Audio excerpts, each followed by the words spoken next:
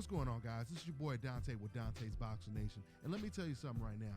If you guys are looking for pound the best home health and beauty products, then you need to go to ashkicking.com. That is ashkicking.com. Keep your home smelling fresh and clean with Ash Kicking fragrance products. Treat your skin and hair with Ash Kicking all-natural health and beauty products. Everything you need to create a comfortable home living environment and create comfortable space for entertainment. Pound for pound, the best incense burners in the world, home fragrance products, and health and beauty products, you need to go to ashkicking.com. Also, if you use this promo code DBN317, you'll get 10% off of all your orders. So go ahead and check out the website. That is ashkicking.com. Brothers and sisters, I don't know what this world is coming to.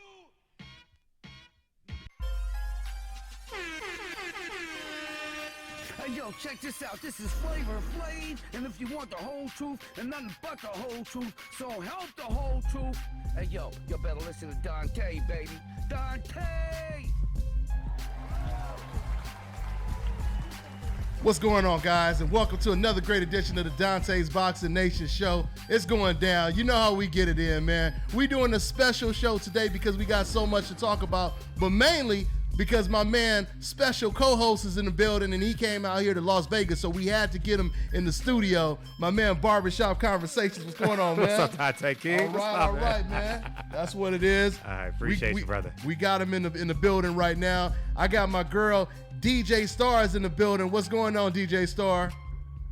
Hey, what's up, everyone? All right, man. We got a lot to talk about, guys. And, first things first, let me go ahead and also introduce my man on the panel, my man Kirk Jackson. He's a former fighter, and, he's a writer on BoxingInsider.com. So you guys can check out that website. What's going on, Kirk? Not much. How you guys doing? All right, man. Let's go ahead and get into it. Barbershop, man. And y'all make sure y'all subscribe to Barbershop, man. If y'all ain't too sensitive and y'all like the whole truth, and the real boxing news, y'all make sure y'all sign up and y'all subscribe to my man Barbershop Conversations. So the first thing I want to talk about, Fred, is this Deontay Wilder news, man. And by the way, we're gonna also take calls, guys, in probably about 10-15 minutes. So we appreciate you guys as always holding right now. So Barbershop, let's go ahead and talk about some news. We got Deontay Wilder. He just recently, we putting extras on it, of course, but he basically fired shots at your boy Anthony Joshua. He said Anthony Joshua is not on his level. He said, I got the experience and I can adjust to any style because of my experience. I mean, so what do you think about him saying that, man? I think Deontay Wilder need to get his butt in the gym. Man. No, and the reason why I say that is because he has a lot of holes in his game. You know what I mean? Mm-hmm. And without a doubt, I will be rooting for him, supporting him, writing positive articles about that young man. But at the end of the day, we all know you don't throw punches with your elbows going east and west. You know what I mean? You don't clench your fists together. You don't throw wide hooks. You know what I mean? He has to do a better job at getting back down to the fundamentals. And since I've interviewed Deontay Wilder hundreds of times, this isn't something that I haven't told him or told his handlers. But I genuinely believe that if he gets to the X's and O's, I don't know if it's too late because, as you get older, you become a creature of habit. Mm-hmm. But against Anthony Joshua, or should say the winner of Anthony Joshua Klitschko, will be the fight of Deontay Wilder's life. Yeah. You know what I mean? And once again, like I always say, and we just talked about it before we started the show, the one thing about Deontay Wilder is even though he has some of these flaws, we seen he didn't look that comfortable against a fighter his height with a great jab when it comes to my man Gerald Washington, Sure. who did a great job. But all it took was one of those damn right hands. Yeah. And just one. He just threw that one right hand, and it was pretty much a wrap. No, so so if you're going to get in there with Deontay Wilder, regardless of the flaws he has, you have to go 12 rounds without getting hit by that right hand, right? No, he has the eraser, man, and it's like fighting Triple G before we found out about Triple G. It's like, man, How are you going to survive this pressure and that right hand for 12 rounds? But that's an interesting comparison because see the difference though, Fred, from Deontay Wilder and Gennady Golovkin is even though Wilder, I would say Wilder is not as technically sound as a Golovkin. Sure. But his confidence, confidence, is beyond. Is way beyond Golovkin's. What that means is no matter how outgunned he is, he's always trying to win the fight, and he's always trying to knock you out. Yeah. When Golovkin was fighting against Jacobs, and both, I can't even say it was just Golovkin, both Jacobs and Golovkin were almost more focused on not getting caught with a bomb as opposed to trying to hit them with a bomb, and that's the difference, the demeanor, the will, the will that Deontay Wilder has, compared to. And I'll add to your statement is, I may piss some people off, but Gennady Golovkin and Deontay Wilder, God made them completely different. You know what I mean? Deontay Wilder definitely has more God-given skills, more God. Let me get you to move over a little bit so you can get. Oh, y'all want to see my face? Yeah, see my b-boy stance. You just kind of cut off the camera a little bit. There you go. But Deontay Wilder, he would have been a professional athlete. At what sport, we don't know, but he was born to be a professional athlete. And thank God he chose boxing. But he just got to get back to the fundamentals, man. Like, it's no way the green belt champion should be getting outboxed for 3 consecutive rounds. You understand what I'm saying? Agree. I totally agree. I mean, once again, when it comes to Wilder, it's a rare combination. But I feel right now he's a little bit more dangerous than a lot of other power punchers out there. Like I said, it kind of reminds me of Pacquiao. And once again, I'm not saying he's as technically sound as Pacquiao, but Pacquiao could make up for his flaws with that left hand. We've seen it in countless fights with Manny Pacquiao, right? So that's pretty much what that is. So, Kirk Jackson, before we take a call, man, how do you see Deontay Wilder faring, with all the other heavyweights, Anthony Joshua? Because he mentioned Joseph Parker. Matter of fact, he also said that, all of those are great fights. He said, but the biggest fight will be against Anthony Joshua. He said, that's the fight the fans really want to see, and I agree with them. How does he fare against all them heavyweights right now, Kurt? I think he has a chance against all the heavyweights because of the factor you just named out, his right hand. That makes him dangerous for 12 rounds, not just the first 6 rounds or the first 3 rounds, the entire duration of the fight. So with that variable, he will always be dangerous. It'll be interesting to see him, in these matchups because anything can happen. Anthony Joshua can punch himself. Luis Ortiz, if that fight ever happens, he can punch. All these guys can crack, so.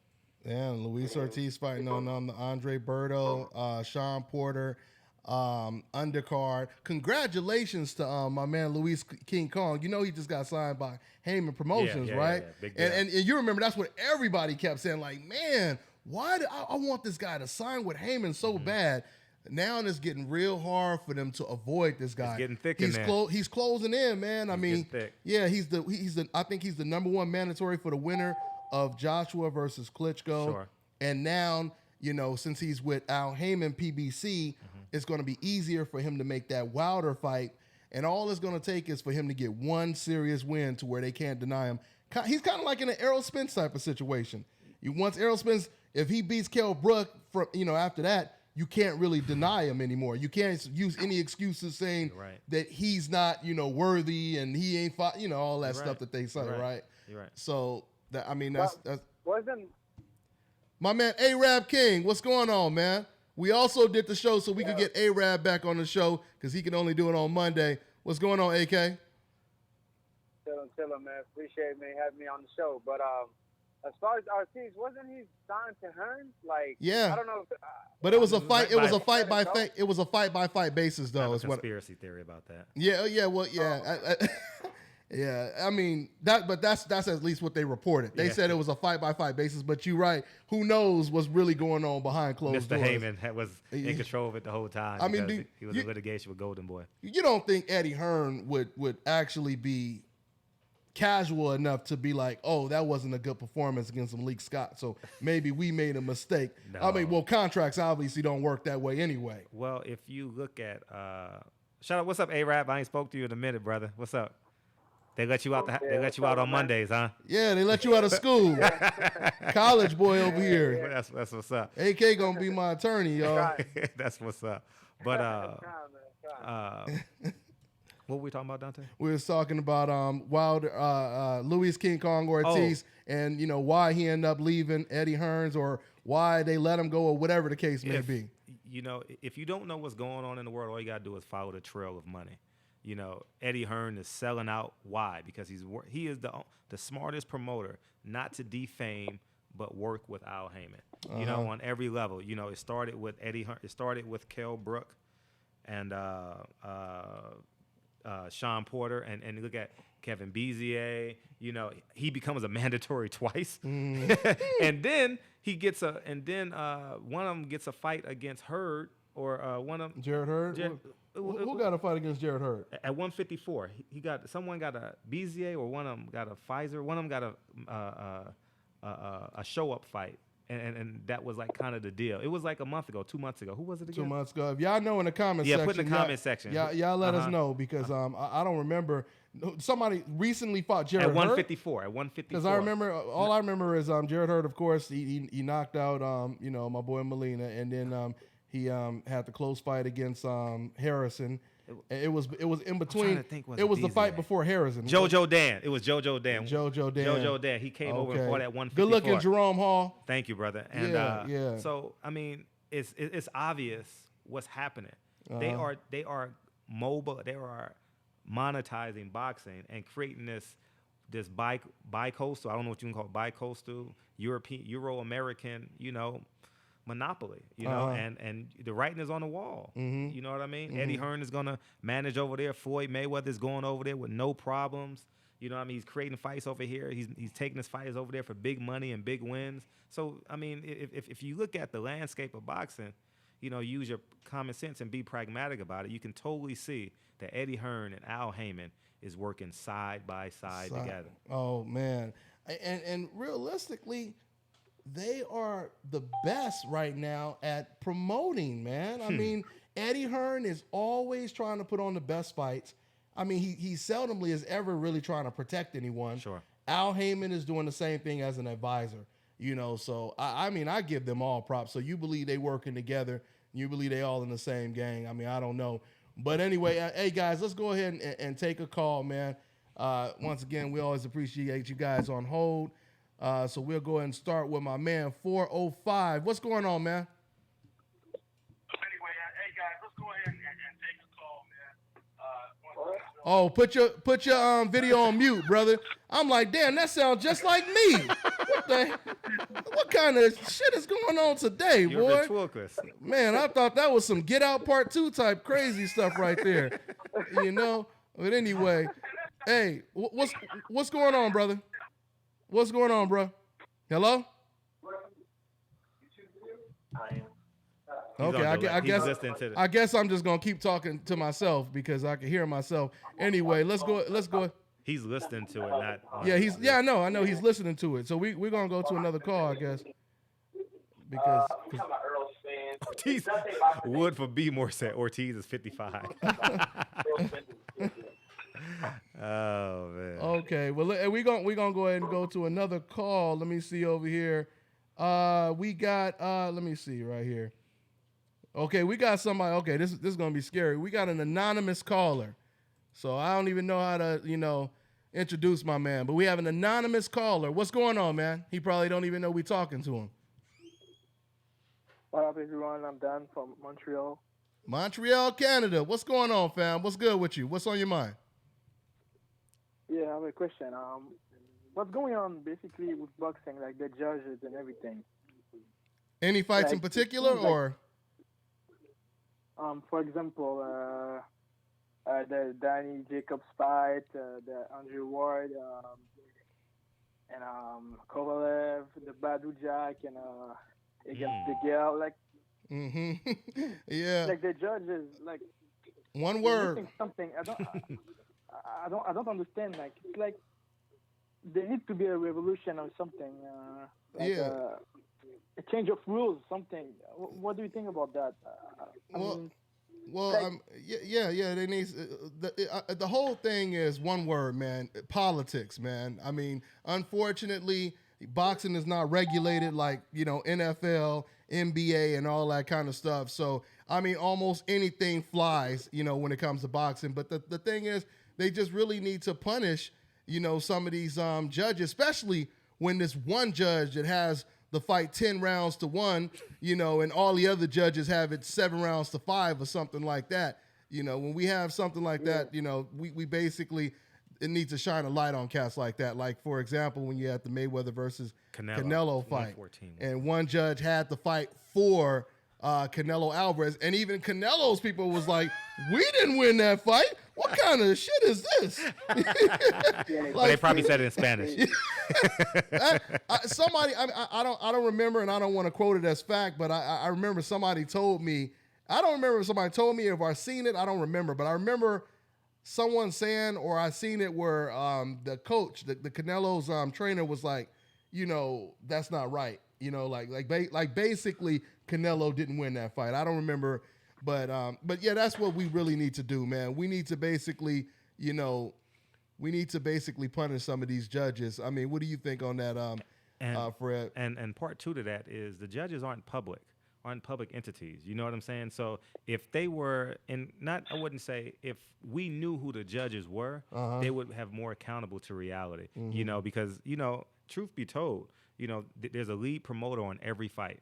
And if Oscar De La Hoya is coming every Cinco de Mayo and every September 18th, whatever the Mexican Independence Day, if Floyd Mayweather is coming Cinco de Mayo, Mexican Independence Day, who do you want to win if you're getting $2,000 for 36 minutes, $5,000 for 36 minutes? You know what I'm saying? Yeah. So, I mean, at the end of the day, we are loyal to who loyal to us. Yeah. You know what I'm saying? So to answer your question, again, follow the money. Follow the money, man. hey, well, thank you for your call. Have a good one, all right, man?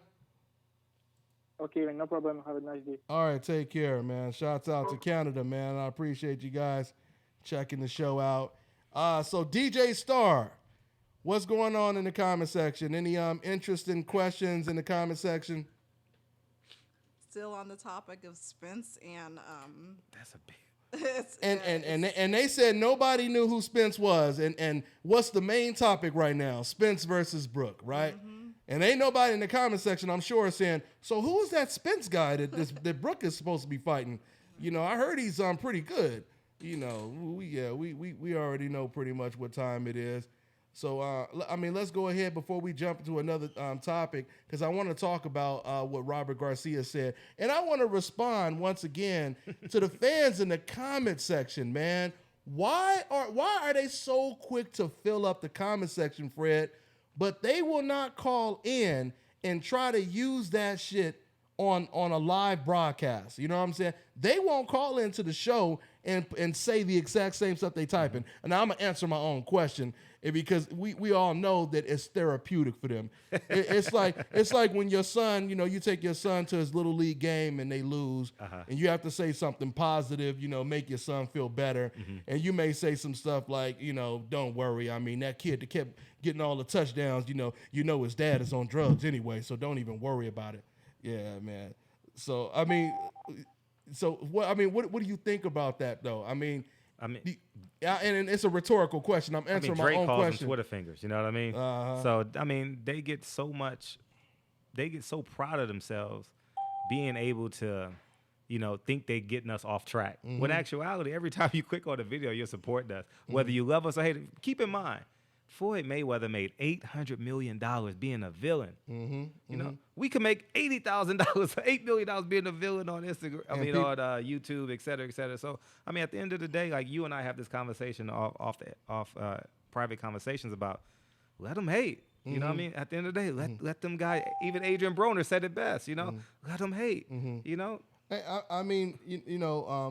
AK, I know you probably heard the news.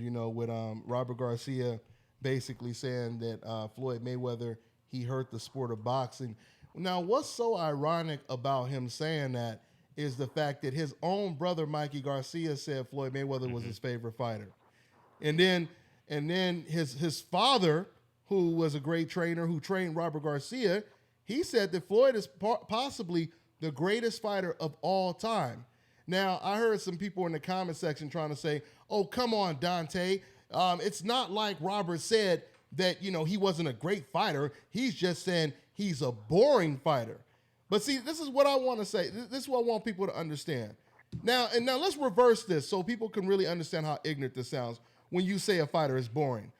First question, AK, do you ever notice that out of all of the million fighters in boxing history, they never talk about any other fighter being quote unquote boring, AK? Do you notice that? Yeah. I mean, first of all, that's my first time hearing that. And yeah, I mean, when it comes to boring, they always got to mention Floyd Mayweather, right? Mm-hmm. And they say he hurt the sport. But what I don't understand, why does he hold all the pay-per-view records? Yeah. Why does he hold all the gate? I mean, like, if he's that boring, ain't nobody gonna watch him. Yeah. But he apparently he's the most popular fighter. Matter of fact, one of the most popular sport figures in sport, period. And he was the highest paid athlete when he was fighting. So obviously, his fame is not coming out of nowhere, because of course. He's helping the sport. When he was fighting for Showtime, he helped Showtime beat HBO at that time.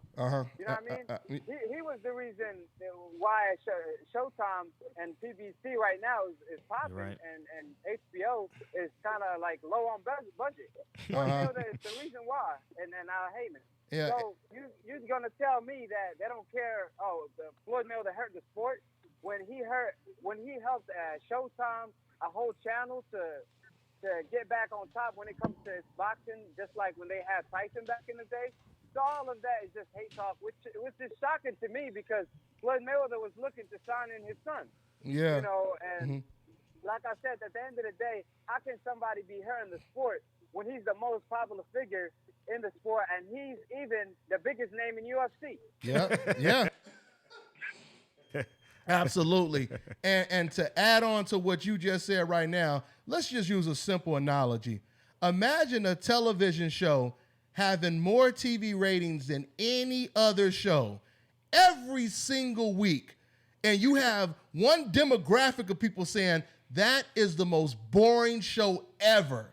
How do you explain that? That everybody, the same people that's tuning in, is calling it boring.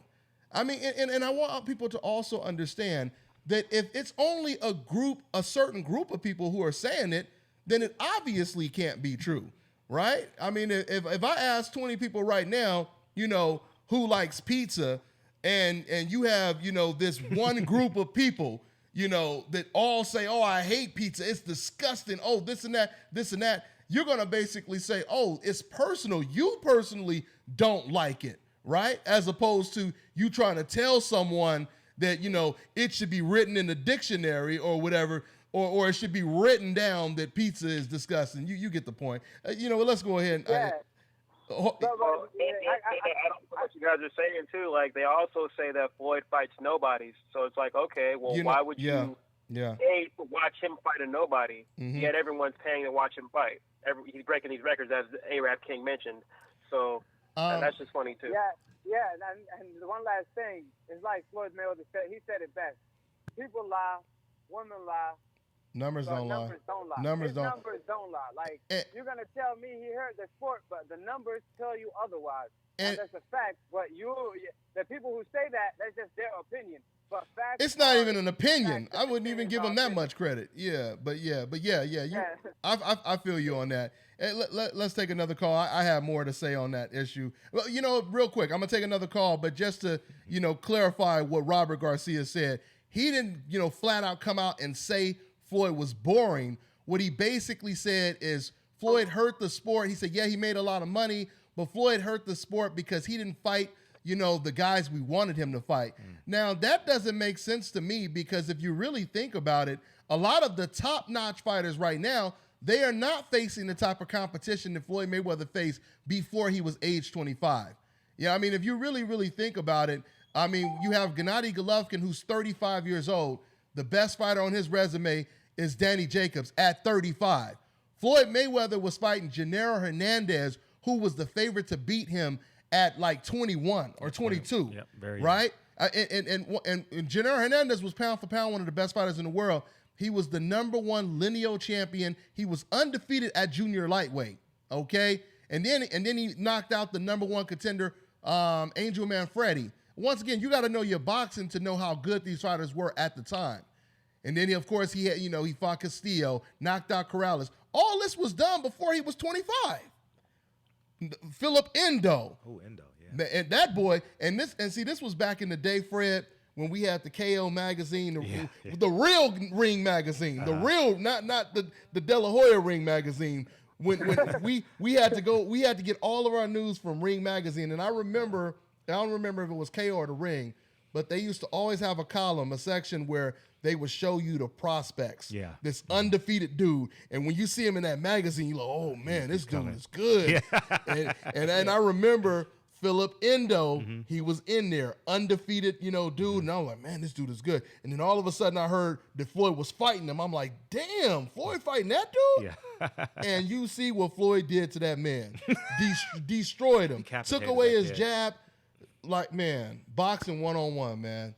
What's going on, DJ Star? South Africa, too. Yeah. You got a 904 on the phone that is desperate to, talk to you about Floyd Mayweather. About Floyd Mayweather. All right, 904. I mean, we got a couple calls in front of you, man, but I'm going to jump to you in a minute, all right, man? So just hang tight. Let's go ahead and try to knock some of these calls out right now. All right, let me see over here. So we got, what is that, 618? We got 618. What's going on, man? What's your name? Where you calling from? How's it going, everyone? My name's Alex Lopez. I'm calling What's up, from Alex? Chicago, Illinois. All right. Chirac, what's going on, man? So, I guess I don't have any specific questions about any fighters, but, I've never really met anyone my age that I can talk boxing with. And that's kind of always been an issue for me. And so I guess I'm wondering what you guys think about the lack of new boxing fans, and I don't know what you think I can do or boxing fans in general can do to. I'm sorry. He said, "How old are you?" How old are you? I'm 20. Oh wow! And you say, "Oh yeah." I guess it would be some uneducated. I mean, there are some educated youngsters out there that can talk some boxing, but. Yeah, right. I would advise you to start hanging around with some older. No, I wouldn't say that. We can't stereotype by age. Yeah. But PBC is doing a hell of a job at trying to reach y'all for free. He's putting it on after the Olympics. It's coming on he's gonna have a show on Sunday after 60 Minutes on Channel 2, then you flip to Fox Sports 1. So smart, man. They're doing a hell of a job at trying to reach us. But at the end of the day, when boxing media is so divisive, you know what I mean, where you won't have a certain media member like the example of Dan Rafael, who won't go to an Andre Ward fight because he thinks he's boring. Mm-hmm. You understand what I'm saying? Yeah, So when people that support them get their information, they say, why would I go watch Keith, what's his name? Keith one. See, you know what I'm saying? How they play upon it. You know what I mean? Or you have Jim Lampley on the fight game after somebody who haven't really been introduced to the sport. Mm-hmm. After some movie comes on, fight game comes on, or whatever, right? Mm-hmm. And you got this guy saying, don't watch this guy. This guy's a bass. He's boring, and this guy is boring. Oh, but this guy right here you want to watch. I mean, why would you? You're supposed to be promoting the sport. Mm-hmm. Once again, why would you be selling a product but telling people not to buy the product you're selling? Mm-hmm. You know what I mean? It doesn't make sense. Yeah. That's how the sport grows, and that's why I always say if all fighters were created and treated equal, then that would help the sport grow, man. And Alex, to add to your point, it's so comical to me because they say, oh, Lomachenko, who I think is a great fighter, is the best thing since sliced bread. But we forget how great Floyd Mayweather was. We forget how great Shane Mosley was. We forget how great, you know what I mean? How Meldrick Taylor, for that matter. Absolutely. You know what I mean? Absolutely. So he only has 10 fights, and he's great. He's pound for pound top 5. Mm-hmm. When these other gentlemen don't get celebrated. And I intentionally use black fighters on purpose because if you're a fool if you don't see the writing in the sand at what they're attempting to do over at HBO. This Eastern European front, was it a Cold War over there or something like that? You know what I'm saying? So, but at the end of the day, like you said, you give a person a microphone and a camera. Yeah, and it's the most dangerous weapon in the world. It's the most dangerous. So Alex, so really, man, with you being educated, it sounds like you're an educated boxing fan, man. All you could really do is educate these guys with facts, man. Educate them with facts and stats, you know. And you know, but see, what's that? That's what I'm trying to do over here. I actually have my own radio show here at my school. Okay. Boxing and congratulations. Boxing media. Nice. But I don't know. I've noticed the lack of new boxing fans, and I don't know. I just wanted to hear what you guys thought about it. Yeah. Hey, no problem, man. Hey, well, thanks for calling in. All right, man. Appreciate Call in you, anytime, brother. Thank you for your support on my channel too, brother. All right. Take care, man. All right. So that was my man Alex, man. What's going on, AK? Speaking of that, you know, people my age, when I talk to them about boxing, the first thing they tell me. That's right. AK is young too. First thing they tell me is Floyd Mayweather, he be ducking people, right? You know, he ain't fighting nobody. Yeah. And then when I ask them, I always got to kill them this way. All I do is ask them, who's your favorite fighter? So they tell me blah, blah, blah. Then I tell them, all right, who did he fight? They don't you can tell right away. They don't have no answer. I'm like, if that's your favorite fighter, who he fought. Don't talk to me about boxing. Talk about Floyd Mayweather ain't fought nobody because you. But that's like most of people like my age. Like I'm telling you, man. Like it's hard to find somebody. Wanting help. Like, wanting to study that. Like really dedicated to boxing and is truthful about it. And you know what's. Go ahead, Kirk. I was gonna say I've had the same issue because we're not too far in age, I believe. So I'm still pretty young myself.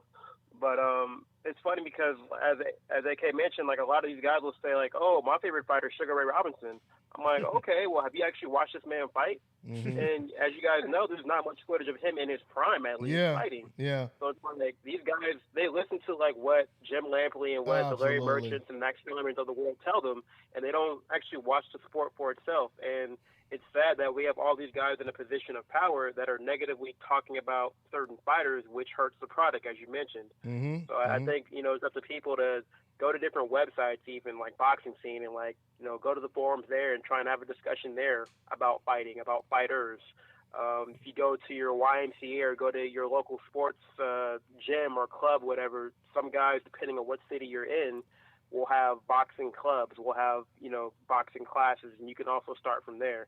So it's just hard, though. It definitely is. And unfortunately, once again, you know, because boxing is based so much on race, nationality, and pride, and all of this stuff, unfortunately, is always passed down from generation to generation. Like, for example, I remember my son Genesis, he told me before the way before the Mayweather Canelo fight, he said that there's this you know, kid at school, you know, he keeps saying, yeah, man, but Floyd is scared of Canelo. He's scared of Canelo, and he ain't gonna fight Canelo. Canelo's gonna do this and he's gonna do that. And he just would tell me that this kid would just say it over and over and over again. Now, once again, we all know that now we had all these people once again saying that Floyd was scared of Canelo. As soon as Floyd Mayweather signed the contract, that's when all of a sudden all those same people said, oh, yeah, of course Floyd's going to win because, you know, the guy is green, he's this. Only when a fighter is on a coincidental list can he be damn near 40 years old and be and he's the one with all the advantages. Right. like I always say, you know what? Forget it. Let's go ahead and take another call, man, because the phone lines are filling up right now. So let's go ahead and 904. We're gonna get to you in a minute, man, since you requested to be on, man. 405. What's going on, man? What's your name? Where you calling from? Hey, what's going on, man? I'm Barrett, man. I'm up out of here, out of Dallas, Texas, baby. Okay, what's Errol, going on? Spence town. What's going on? I'll be out there next week, man. So what's going on? Come on, man. Yeah, I'm gonna run right into you. That's what I'm gonna run right into you, Dontae. I'm at the R&R Boxing Gym where Errol is Earl is sparring at, training at, and everything, baby. Come on through. I'm there. Oh, okay. I'll see you up there. That's what's up. I'll be out there on the 10th, man. At Errol's Spence Gym, man. So that's what's up, dog. Yeah, man. I just wanted to say, man, y'all doing some great work, man. I listen to you every day, every single day, man. Thank you, man. You boys keep it up, man. And once again, man, and when you hear this from me, when you hear this from Barbershop Conversation, I'll tell you this right now, that right there is the best reward out of doing this kind of stuff right there, you know. So that's real talk, man. But anything on your mind, man? Man, I just hear all these these haters, man, talking about my boy Spence, that's man. Right. And I've been watching. They say Brooke about to put in that work, man. That's what they keep telling me. Hey, man, Spence, man, when I could say 6 years ago, man, before 5 to 6 years ago, before Spence even hit the scene, man, he was taking dudes out that was professional when he was in the Olympics, man. So these he is bringing some heat to this boy Brooke, man. He is going to knock Brooke out. Man, hey, y'all done heard it from my man.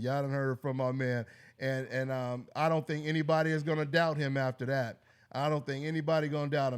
Man. I can't wait. May 27th is going down like a plane crash, man. Talking about this chocolate brownie, man. We in doubt. Like, what the hell is a chocolate brownie, man? He said he about to give this man some of his chocolate brownie. Hey, that might be the dispensary in Dallas, Texas sometime soon, right?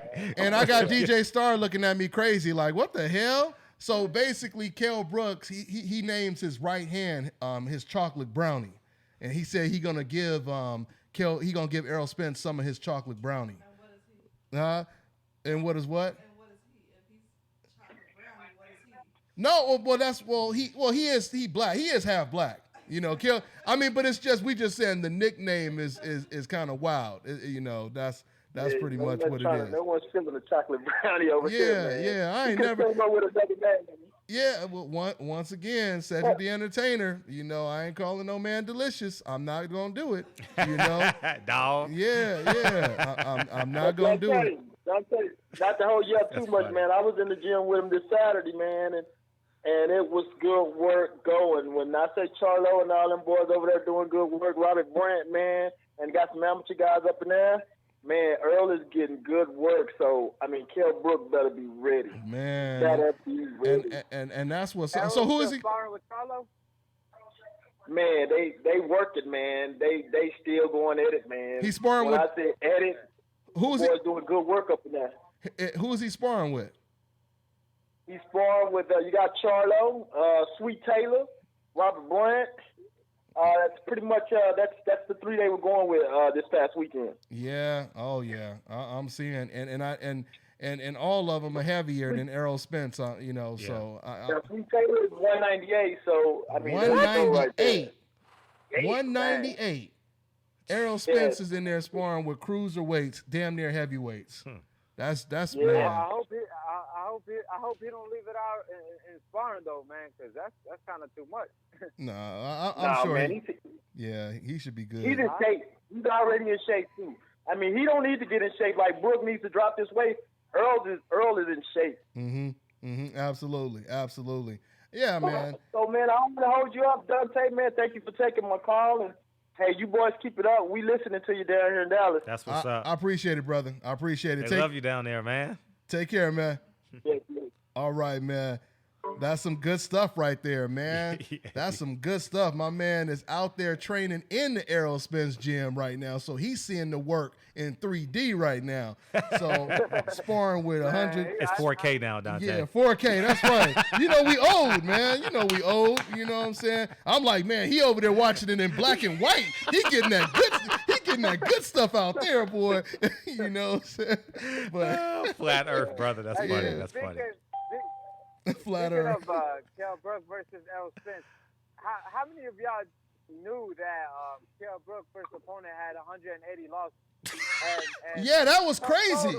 That was because I thought, and everybody jumped on me. I thought they meant the total losses of his opponents was 180. Wait, timeout. The total losses is 800. All of his opponents' total losses is over 800 losses. Derek James, Errol Spence's trainer, brought this up. Go ahead, AK. I don't want to cut you off. Go ahead, AK. Yeah, I'm just saying, man, that's crazy. Like, how slow did they build this guy up? And yeah. They got the guts to talk about resume because if you think about it, who did Kell Brook fight when he was 20-0 or 22-0? Yeah. A guy with 200 losses? I mean, come on, man. Like, how did they allow that fight? Like, that should be illegal. I mean, you could kill somebody like that. I mean, how can you have that many losses? Why have you like not gave up yet? Like, I don't know what's the goal of. I don't know what's going on in the UK, man. Like that record ain't right. Yeah, man. That's like watching That's like that Mike Tyson's Punch Out. The first guy you fight is Glass Joe. His record's 1-99 or something like that. That's dope, Kurt. That's dope. You took me way back. Glass Joe. Oh my body God. Body blow. Yeah, I might have to play that tonight, man. Wow, that is hilarious. That's hilarious. And see, and a lot of people didn't understand.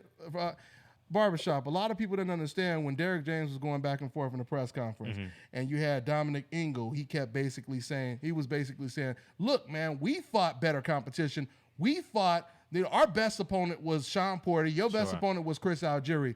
But like I was saying to Derek James when we were talking, I think it was two different conversations going on. What Derek James was trying to say, we got out the blocks way faster than you with competition. Okay. Now, it is true that obviously Sean Porter is a better opponent than Algieri. By far. Yeah, you know what I mean? But what Derek James was trying to say is you started off with a guy with 180 losses. Are you serious? That's somebody that all of us, DJ Starr would have probably beat that opponent. You know what I'm saying? So, with that being said, 180 losses? Are you serious? 100. I need to go on Boxing Rack. It's on Boxing Rack. Someone put the link in the comment section so we can. Someone put. Oh no, link. we can look it up. We can look it up right now. We can look it up. But you know what? Let's go ahead and take another call. Yeah, take a call. We got. I'm gonna go ahead and take since my man wanted to get on. We got. Here we go. 904. What's going on, 904? What's your name? Where you calling from? Hey, man, this is Sam Fuller calling from Jacksonville, Florida. How y'all doing? All right, brother. All the way on the other side. What's going on, man? Yes, sir, man. I just wanted to touch on this real quick, man. You got Errol Spence against Kell Brook, and I see a lot of these comments giving Errol Spence hell, man. I really don't get it because you got good fighters, and then you have special fighters. It's obvious Errol Spence has that special quality. Yeah. That makes him. You can already tell he's going to be Sugar Ray Leonard level, Ray Robinson. He has that special quality. Mayweather. He just has a very special quality. Now they call him Special K, but he just does not have the special way. This guy is not going to touch Errol Spence. It's going to be. I think it's going to be a shutout. I put money on 5 rounds, 6 rounds. And I'm from England. I'm originally from England. Wow. So there's no bias here. And just to add on to what you say, people don't understand this. What you just said is corroborated by professional boxers and trainers. So it's not. So that's why it's crazy when they try to make it seem like, oh, just me, and you are saying this. Why would professional boxers and trainers that have no hidden agenda? Why would they be saying the same thing? Freddie Roach told me almost 2 years ago. I asked Freddie Roach. I said, and we know Freddie Roach and your best friend and the Mayweathers. Yeah. They don't agree. Me and Freddie don't agree with a lot of things. But I asked Freddie, who would you say the torch will be passed down to after Mayweather and Manny Pacquiao? He didn't hesitate. He said, that kid from Texas, what's his name? And he said, Errol Spence. So you got Errol Spence saying it. You got Abel Sanchez saying it. You got Robert Garcia, and the list just goes on and on. So we know that this is not just a coincidence. You feel me? And we looked up the box, and we looked up Boxing Rec right now, and I just blew Fred's mind right now because he didn't know this. You did. But the first opponent, 189 losses. The second opponent, no wins, 2 losses. Third opponent, 46 losses, 12 wins. Fourth opponent, 24 wins, 139 losses. Fifth opponent, It gets better. 16. It get better and better. 16 wins, 76 losses. And 11, and then you got 11 wins. I could go on and on. 11 wins, 80 losses, right? So this was the point that Derek James was making. And don't get me wrong. I ain't trying to be hard on Kel, but I'm just saying, if you compare the opponents that Errol Spence was beating, like his trainer said, he was knocking out. Let me go ahead and look up. Let me go ahead and look up Errol Spence's record, because Errol Spence and Derek James said it to me. Like one of his first 4 wins, he knocked out. It was here. Let me see which one. Brandon Hoskins. He knocked out, and that guy. Let me go to his record real quick. That guy, he ended up going 12 rounds, or actually no, he got knocked out by Keith Thurman. But I'm saying, the point that I'm making, that was Keith Thurman's 18th fight. That was Errol Spence's 4th fight. And he knocked him out. So there's levels to this. Basically, is the point that I'm trying to make. And Deontay, man, I was talking to Nate Campbell today, and we were talking about how if you're a fighter from England, your amateur pedigree and even your professional pedigree when you're starting out is so limited when you compare it to a guy from the States. Mm-hmm. You've got such a huge, talented crowd to go through in order to make it through the amateur ranks. And even when you're fighting taxi drivers in America, they're a lot better than the taxi drivers in England. So just basing that alone, Errol Spence is really going to wipe the floor. And also, man, Errol Spence, he's a big welterweight. Yeah. He's bigger than Brook is, but he's younger. He can melt down. He can rehydrate correctly. And he never has a problem hurting on this, man. Yeah, and he never has a problem making weight. He's not like someone who struggles making weight. Mm-hmm. So and Derek James, he made a very good point. Errol Spence's trainer, he said it's not so much of Errol Spence's power, it's the positioning, it's the technique. When he's throwing these punches, he knows how to put himself in perfect position, to basically get everything out of every single punch he throws. He gets complete leverage, out of everything that he throws. So I thought that was really interesting when Derek James actually mentioned that. Hey, brother, but we're gonna take another call, man, because I did jump in front of some other people. But thanks for calling in. All right, man. All right, be safe, brother. All right, take care, man. Take care. Good stuff, man. Real good stuff. We got people from England, and now I don't know. He might want to be careful walking around, the UK now, since he just said that, because these Kell Brook fans. I gotta say, I give UK fans. I've always said UK fans are the best fans for one reason and one reason only. It's because they don't care what color you are. They are going to support you. You know what I mean? And that's how every other country is like that, but our country. So I give them props, but I was surprised the way how emotional they got over this fight, man. You noticed that, Barber? Barbershop. I'm calling you Barber, but they were extremely emotional. Shout out to Barber if you're out there. Yeah.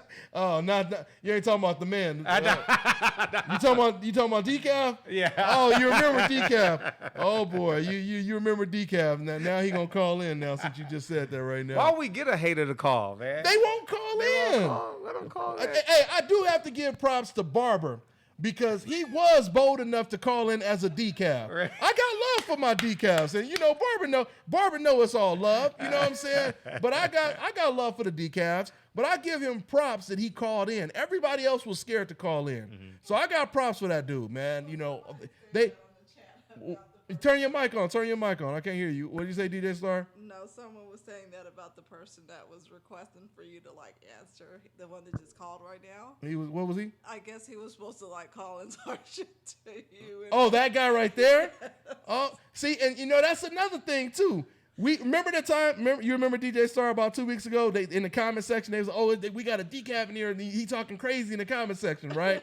As soon as he called in, all of a sudden he was cool, and he was like, "Yeah, man. I mean, I agree with you, and this and that, and all this." And I mean, what he did say, I think he said something about Abel Sanchez. Well, all he said was, he thought Golovkin beat Jacobs, which I said it's okay. It was a close fight.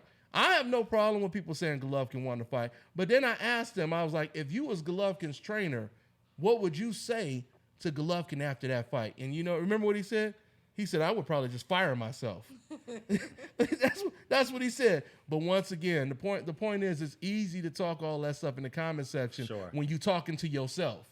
You could go in the bathroom right now and talk a gang of shit in the mirror. You know what I'm saying? I'll beat your ass. You ain't gonna do a damn thing, right? But when you got somebody that's in front of you and not the mirror, it's a whole different story. Let's take another call. But before you pick up another call, there's someone on the chat. The kid, he mentioned about Peter Buckley that fought Cal Brooks. That fought Cal Brook. What about him? Cal Brook and let me look it up. He fought Cal Brook. He put he's 32, 256 loss and 12 knockout. Let me see. I got it on the screen right now, kid. Cal Brook fought him back in 2004. You said his name is Peter. 2004. Go down. 2004. No, that's the first. That's the one. That's the first guy. Yeah. Oh, you just giving me his name, right? Yeah. We making him popular. So the first. That's the first fight that Kell Brook had with 189 losses. But he won on points. Wow. Hey, let's see. Let's see how many times he was knocked out. Let's see how many times. Oh, look, we got a picture of him. I should. Oh man, this dude looked like. Oh man. Let me see. Oh, he was tough to knock out though. A lot of his losses were decision. This is crazy. His whole box rec is all red. For losses, for L's. Anyway, guys, let's go ahead and take another call real quick, y'all. This is crazy, man. 786. What's going on, man? What's your name? Where you calling from? What's going on, Dontae? It's Jose from Miami. What's going on, Jose? What's good with you, man? When I was on mute, I was listening to when you were talking about Robert Garcia. You said that his dad thought that Mayweather was the best of all time. Absolutely. One time I was tweeting to Ellie because I guess he was trying to hide some shit.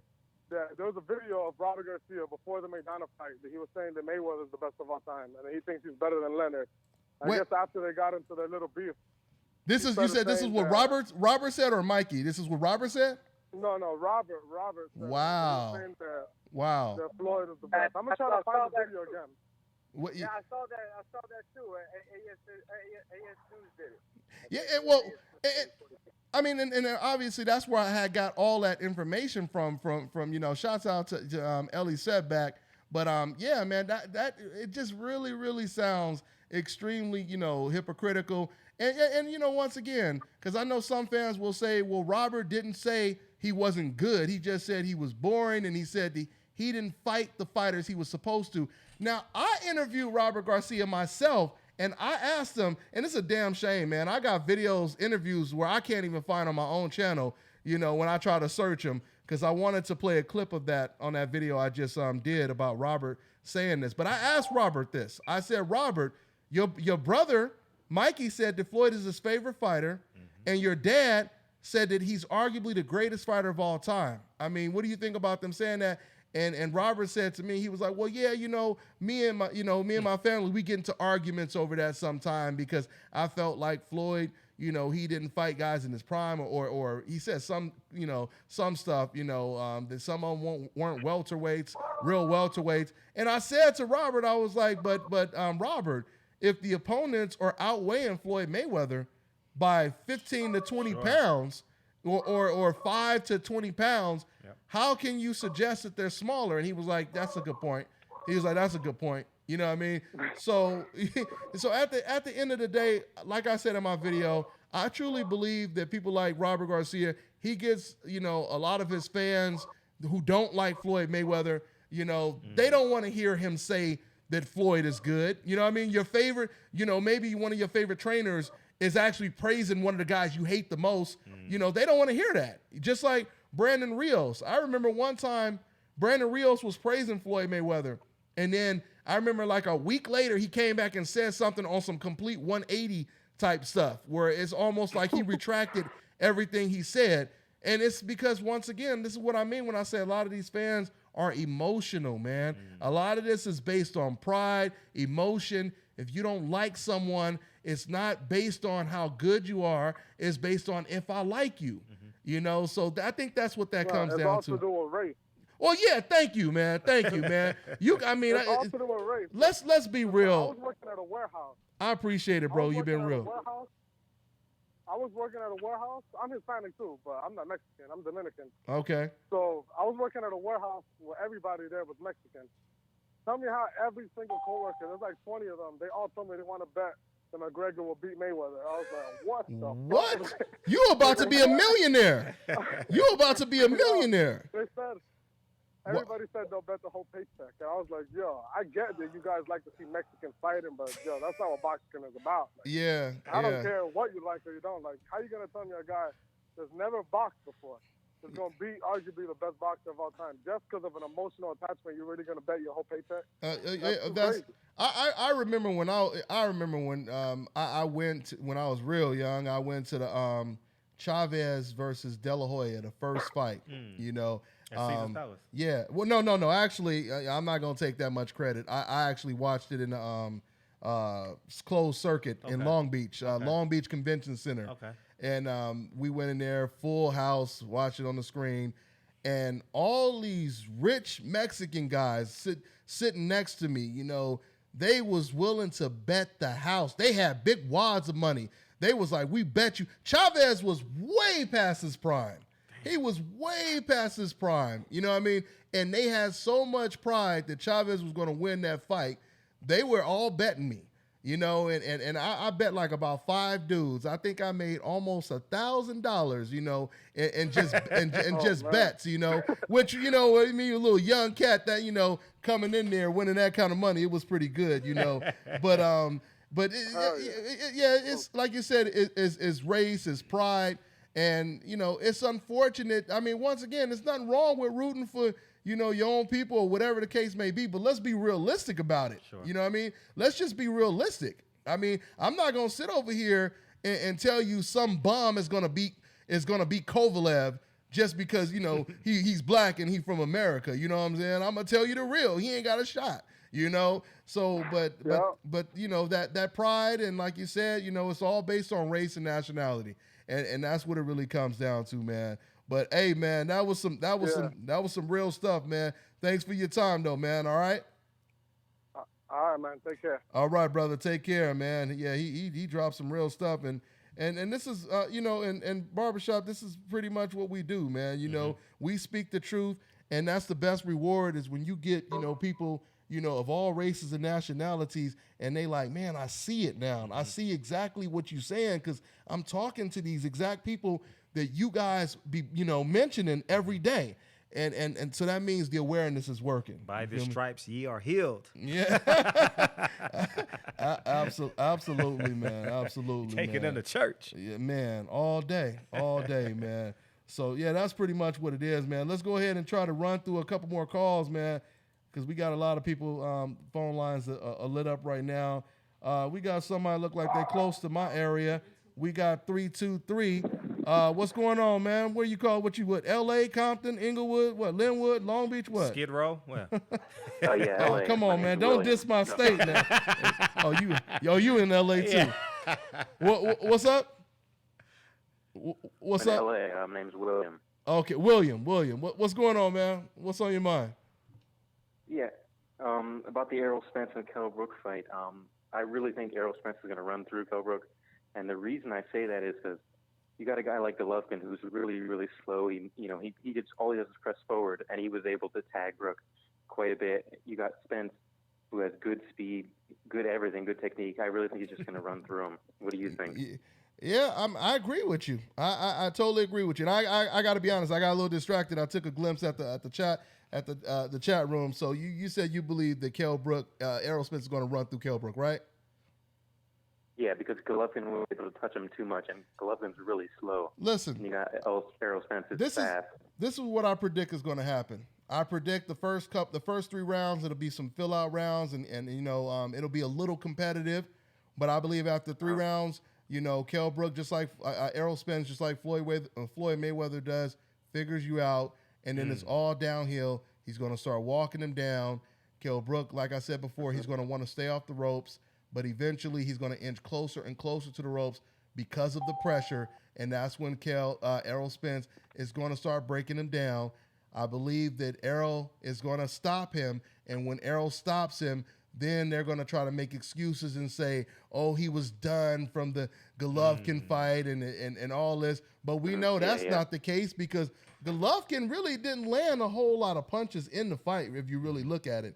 I mean, the fight only went, 4 rounds and a half, and Golovkin probably hit Kell Brook with about 8 shots in the whole fight. But in addition to that, we can totally tell by his record, he's been preserved. Oh, yeah. He's sleeping in the same thing Michael Jackson was sleeping in. You know what I mean? Wow. Hella reserve. Walt Disney, they preserving his brain, for a later date. But when at the end of the day, Errol Spence has everything in his toolkit to beat Kell Brook. My concern, and feel free to put in the comment section, is the preparation to get to London or to get to what's it called? Scarfield, wherever that. Stafford, London. Where the fight is? Yeah. Bramall Lane? What are you talking about that? Yeah. 30,000 people. There's Mm-hmm. so many logistics that you have to cross every T, dot every I. Mm-hmm. You know what I mean? That's my biggest concern, because Derrick James, even when he speaks as a young trainer. You understand what I'm saying? Mm-hmm. It's his first big fight. It's easy to do it in your gym. Yeah. But when you got to cross that pond, see 30,000 people, Derrick James won't be eating a hamburger, won't be eating a cheese. They're going to make sure that your life is uncomfortable in that hotel, and it will be on purpose. You know what I mean? They're going to make sure that your hotel is 15 miles away. You know what I mean? And maybe the car breaks down I'm serious, man. They do little things that will offset you. And I'm just hoping that the little things, little things add up to big things. When you drop a thing of water in a cup, it builds. It gets higher and higher and higher every drop of water you put in. I'm just hoping. I'm literally hoping, Dontae, that they come in prepared. And but as everyone, I see everything that everyone is talking about as it relates to Errol Spence. Mm-hmm. But I'm just hoping that they do what they're supposed to do outside the ring, because Mike Tyson fucked 15 bitches in Japan. You know what I mean? He was chasing birds and chasing women.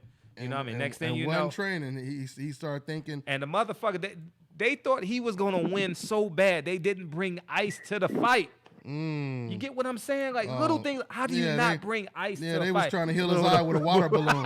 Yeah, they had a water balloon on his face. They were like, man, we hope this shit don't pop. They was completely unprepared. But once again, it was so easy for Mike Tyson to knock out these guys. I mean, he probably just heard the name Buster Douglas. That sounds like a character on Tyson Punch-Out. Man, I ain't gonna even train for this. And Tyson didn't look anything like Tyson in that fight. He looked nothing like Tyson. He looked sloppy. He looked like a dude trying to imitate Mike Tyson. But going back to this Errol Spence fight though, I truly believe when it comes to Errol Spence, this is gonna be a great performance. This is gonna be a breakthrough performance, is what I believe. I mean, anything can happen, but I think just like Gervonta Tank Davis' performance over, what was his name? Pedraza. That was a breakthrough performance. Pedraza, yeah. Nobody, really knew. Of course, Gervonta looked good, but they didn't really know. You don't knock out. See, once again, this is what makes Errol so special. You don't knock out fighters like Errol Spence, like Chris Algieri. You don't really knock out fighters like that. Not in that type of fashion, right? Like Bundu. Keith Thurman couldn't knock out Bundu. I truly believe Errol Spence is the type of fighter that can knock out the type of, the fighters at the top of the sport. Because, I always say, the knockouts kind of dissipate, as you go up in talent. As you go up in talent. Like JV to varsity. Yeah, exactly. Even, so with that being said, I think Errol Spence is one of them rare talents that can knock out guys that you don't knock out. Undefeated guys. Sure. I ain't going to mention other names right now, but I think you guys get the point, so we'll see. I think he... I'm sorry, go ahead. No, go ahead, man, since we got you on. I'll talk after you. Yeah, I think Errol will stop any welterweight. I think all of them are overrated. Thurman, he hasn't really fought anybody. Danny's, he's just a power puncher. He just plants his feet and swings. I really think he runs through Thurman, Brook, anybody, Porter. I think he would beat Mayweather, to be honest. No, that sounds a little crazy. It's possible. I mean, I'm gonna tell you, I'm not even gonna.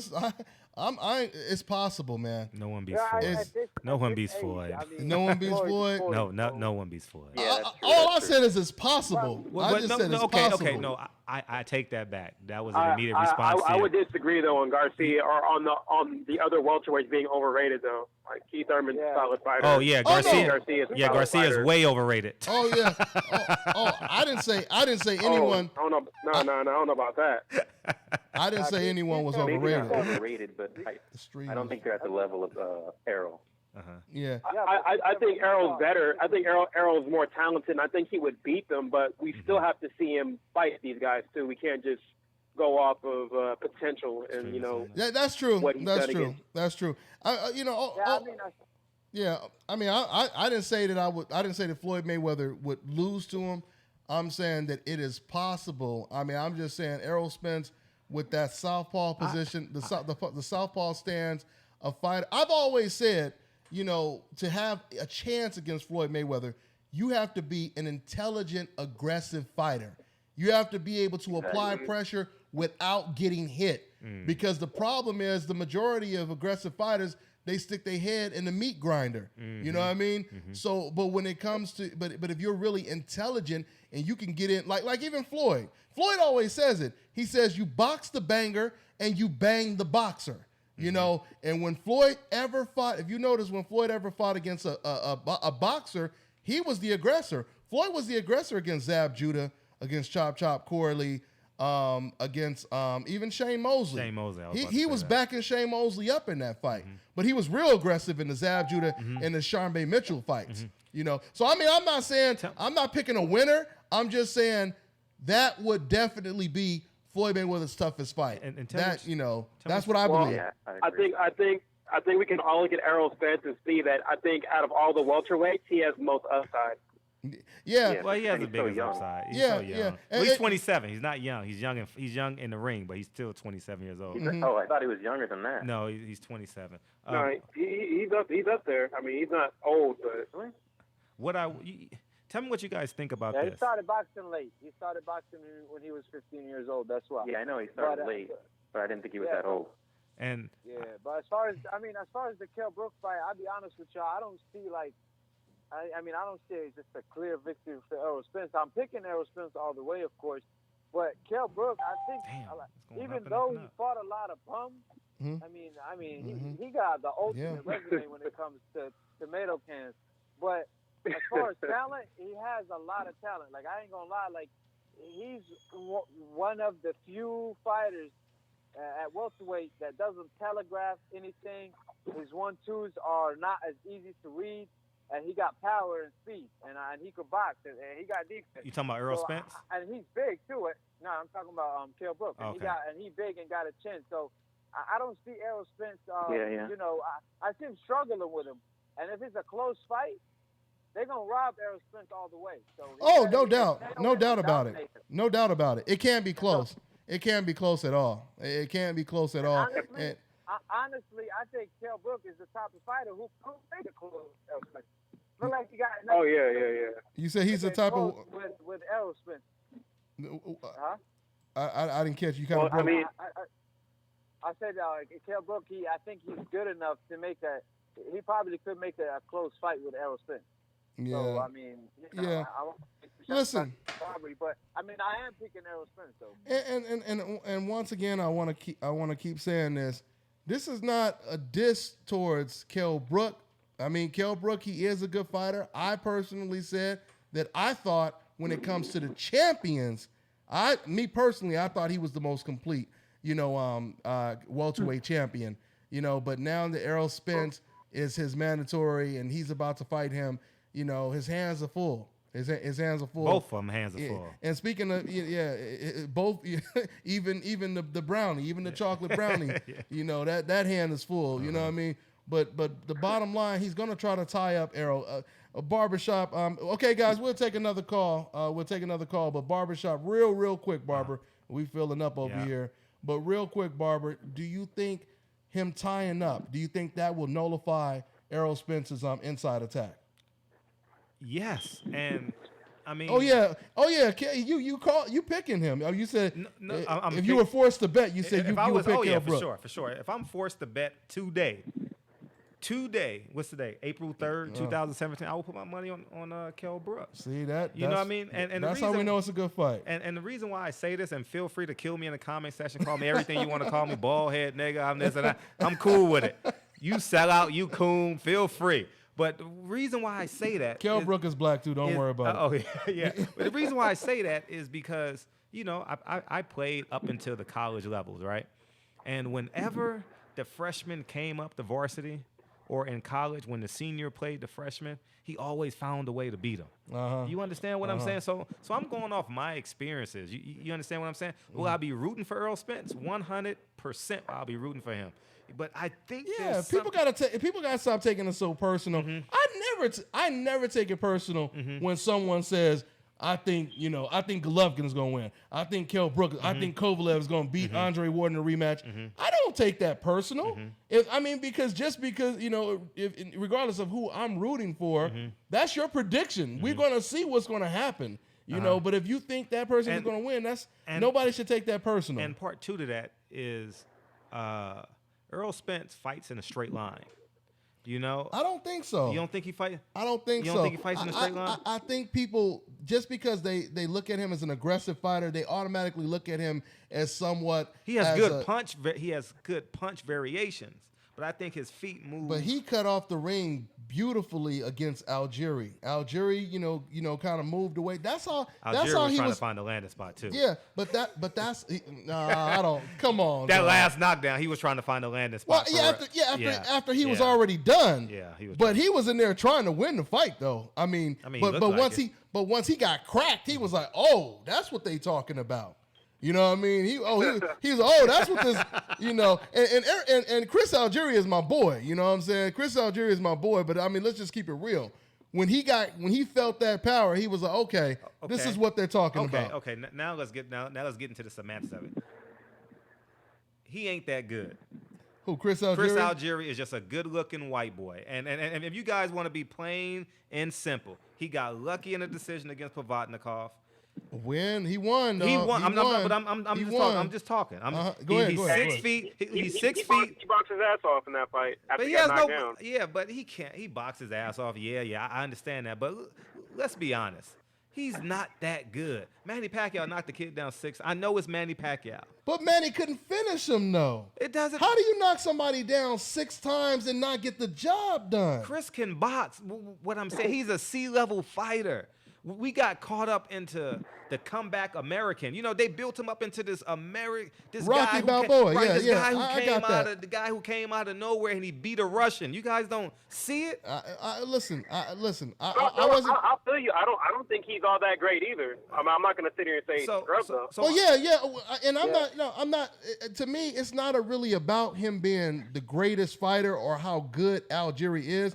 It's about the fact that a fighter like Errol Spence, who everybody says has no experience, is not on that level, can do something to Algieri that an experienced Manny Pacquiao couldn't do in 12 rounds. You played a game. You played a game Fight Night. You ever play Fight Night? Yeah. And when you heard somebody, and you heard somebody in that beat. Gave Amir Khan life and death. What'd you say, Kurt? Chris Algieri gave Amir Khan life and death. That's my point. All these fighters, Amir Khan, way more experience than Errol Spence. Manny Pacquiao, way more experience than Errol Spence. Keith Thurman, more experience than Errol Spence. and Errol Spence goes in there and he gets the job done. This is not so much about Algieri. It's about how you perform against him. You make something look easy. It's like Manny Pacquiao made it look easy. Yeah, it's like if me and you go out, and apply and go get a job right now. They got us doing some serious construction work that usually takes somebody 2 hours to complete. In this Vegas heat, I'm quitting. Yeah, I'm in this Vegas heat. I'm knocking it out in 30 minutes. It's taking you 2 hours to get it done. They gonna be like, y'all doing the same work. How come he able to do this way quicker than you? That's the situation with Errol Spence right there. I'm not knocking Errol Spence at all, but I'm just saying, like, as we talked about, you got to see it before you. Is that what it is? You got to see it to believe it. I want to see it. I want to believe it. I want to see it. And 323.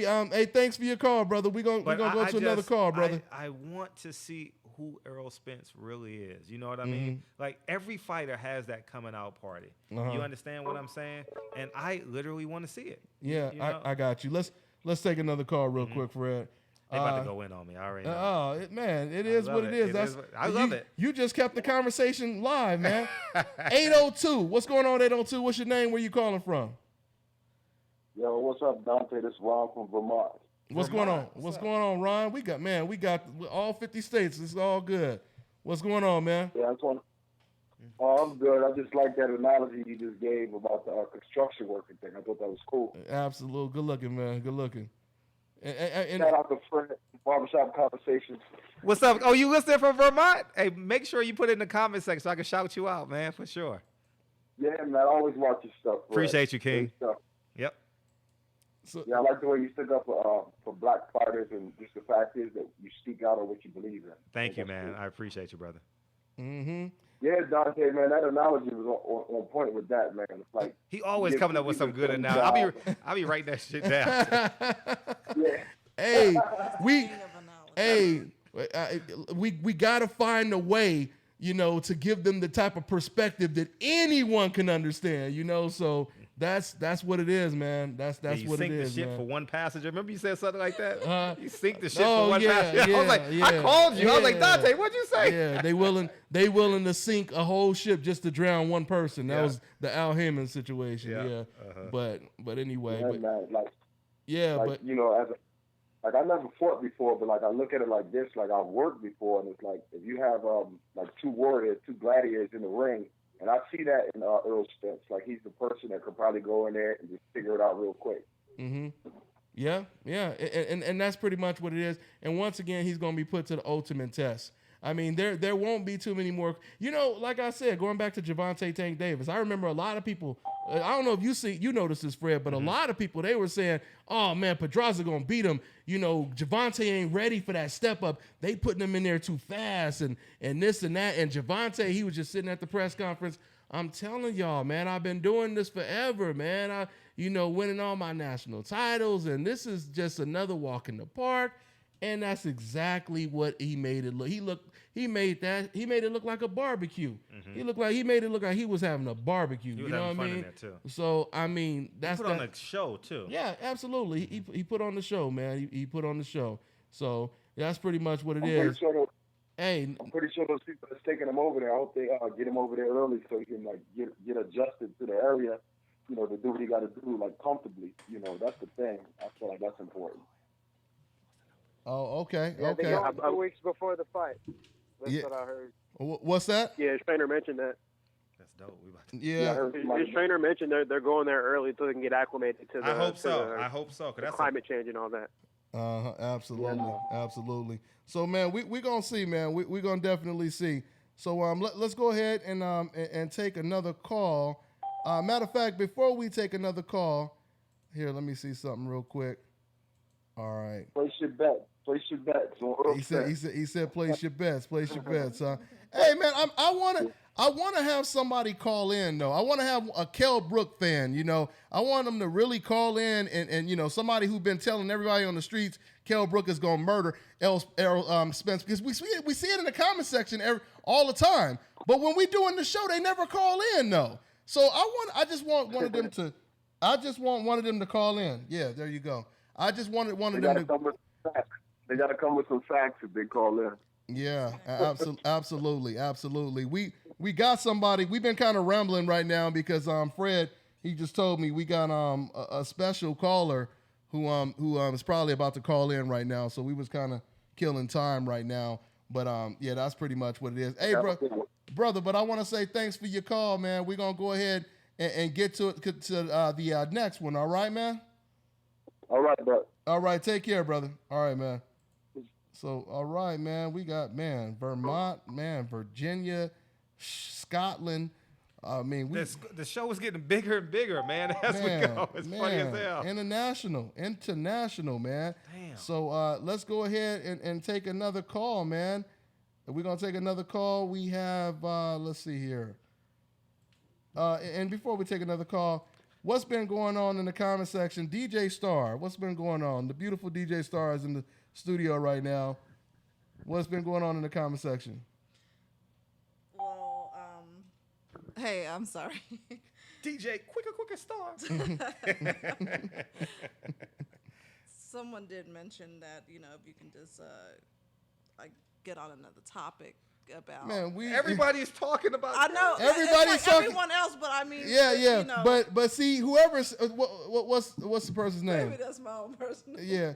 You putting your own personal. That's DJ Star said. That's her own personal opinion. Hey, this is the hot topic, DJ Star. This is what everybody talking about right now. We could try to switch it up, but everybody talking about it. My man GD said I got Berto over Sean Porter. Let's talk about that. We could talk about that. A few people did mention. Hold up.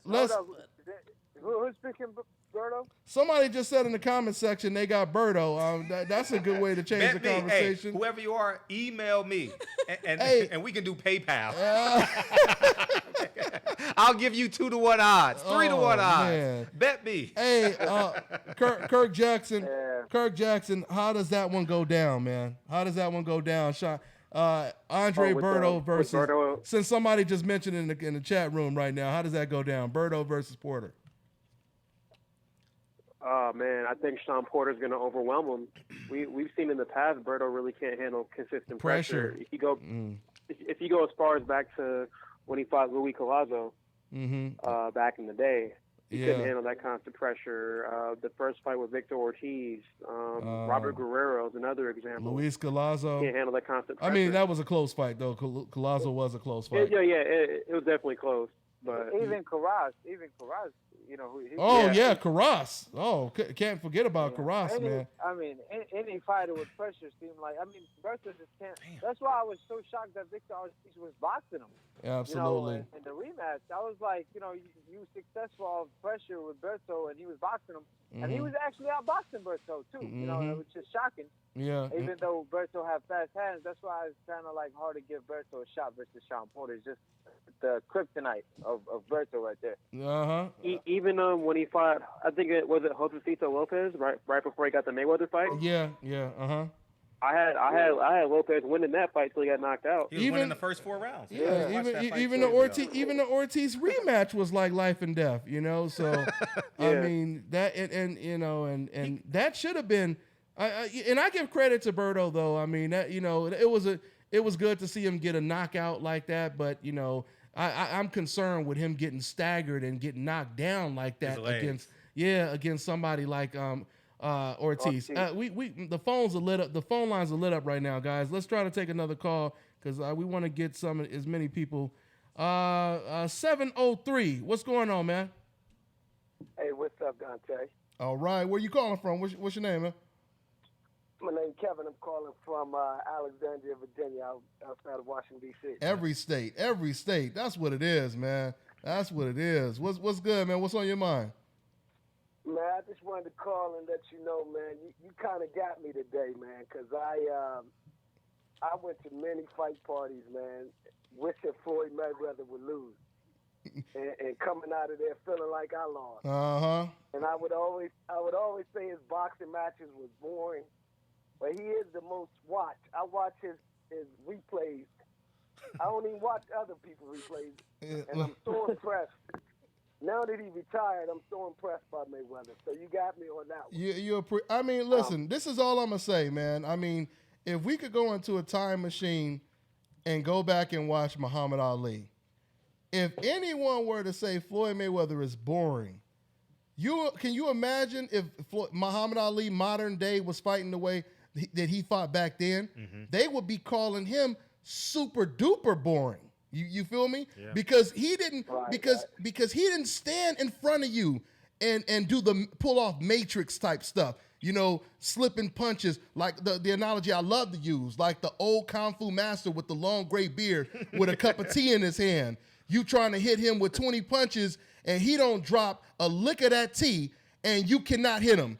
And then he just hit your ass with about 2-3 shots and it's done. That's the type of stuff that's impressive.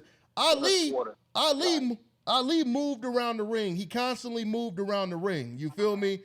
So with that being said, did I just hear? So anyway, what's that right there? I don't know what that is. Oh, somebody listening to the show right now, and if put your phone on or put your. I did have one more thing to say though, Dontae. Go ahead.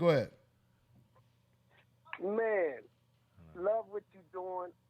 The best right now, and I listen to you. I learn a lot from you.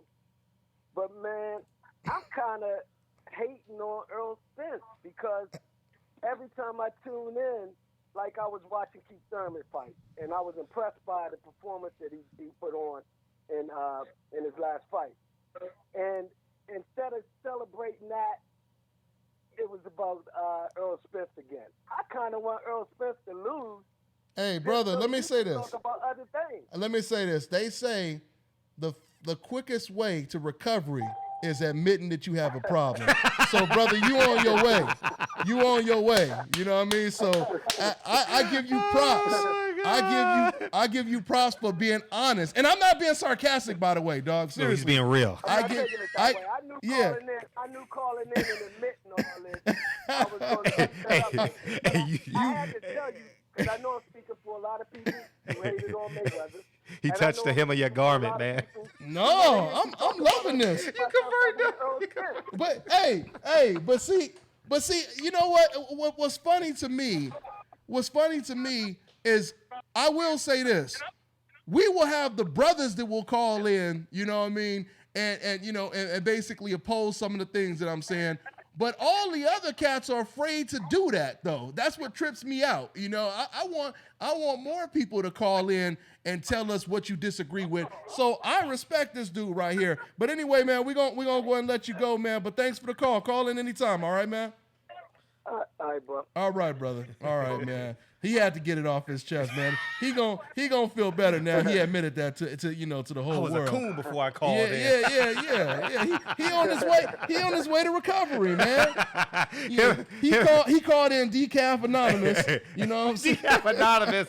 Hey, and across the hall, the Golden Girl is over there. The Golden Girl. They all in rehab. Oh my goodness. Boy, barbershop. Oh my goodness, man. That is hilarious. Speaking of Golden, it's funny because somebody posted in the when I was talking about Robert Garcia. We're gonna take a call, guys, in a minute. Is he calling up yet? I'm waiting on him. Let me know when he calls up. But anyway, when I dropped that video about Robert Garcia, some dude, and keep in mind in that video. I told you, Robert Garcia's own brother, Mikey Garcia, said that's my favorite fighter. Mm-hmm. Robert Garcia's dad said he's probably the greatest of all time. Mm-hmm. At the end of the video, I had clips of fans from Mexico that I interviewed who traveled 600 miles or whatever, to come to the Mayweather gym, say he's the greatest, he's this and that. And yet still, there was some fan in the comment section, that said, F you, Dontae, you black racist bastard, or said something crazy. And I thought about what you was just saying about, the email situation. Mm-hmm. And I always talk about code words. Mm-hmm.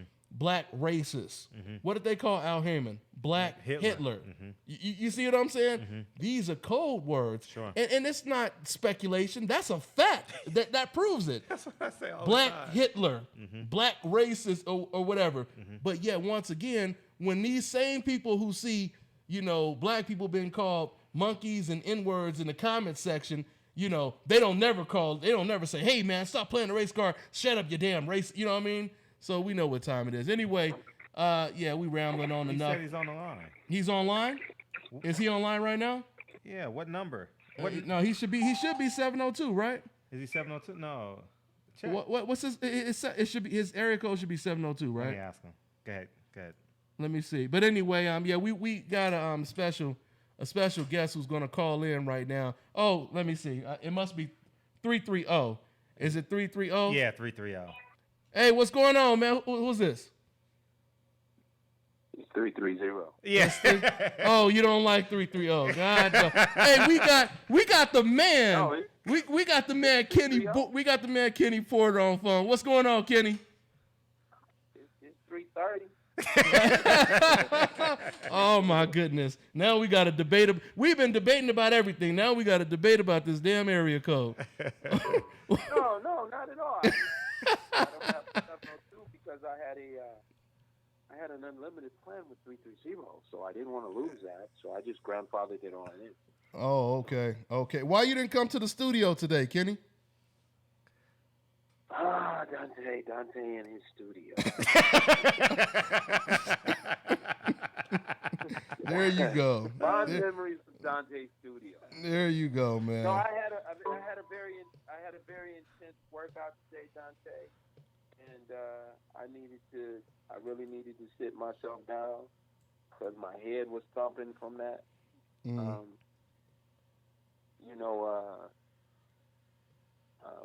We putting in some really, really hard work this week, and next week is peak week. So I'm putting. Kenny, you there? I'm just pushing. I heard that. Hey, Kenny, so what's the prediction, man? What's the prediction?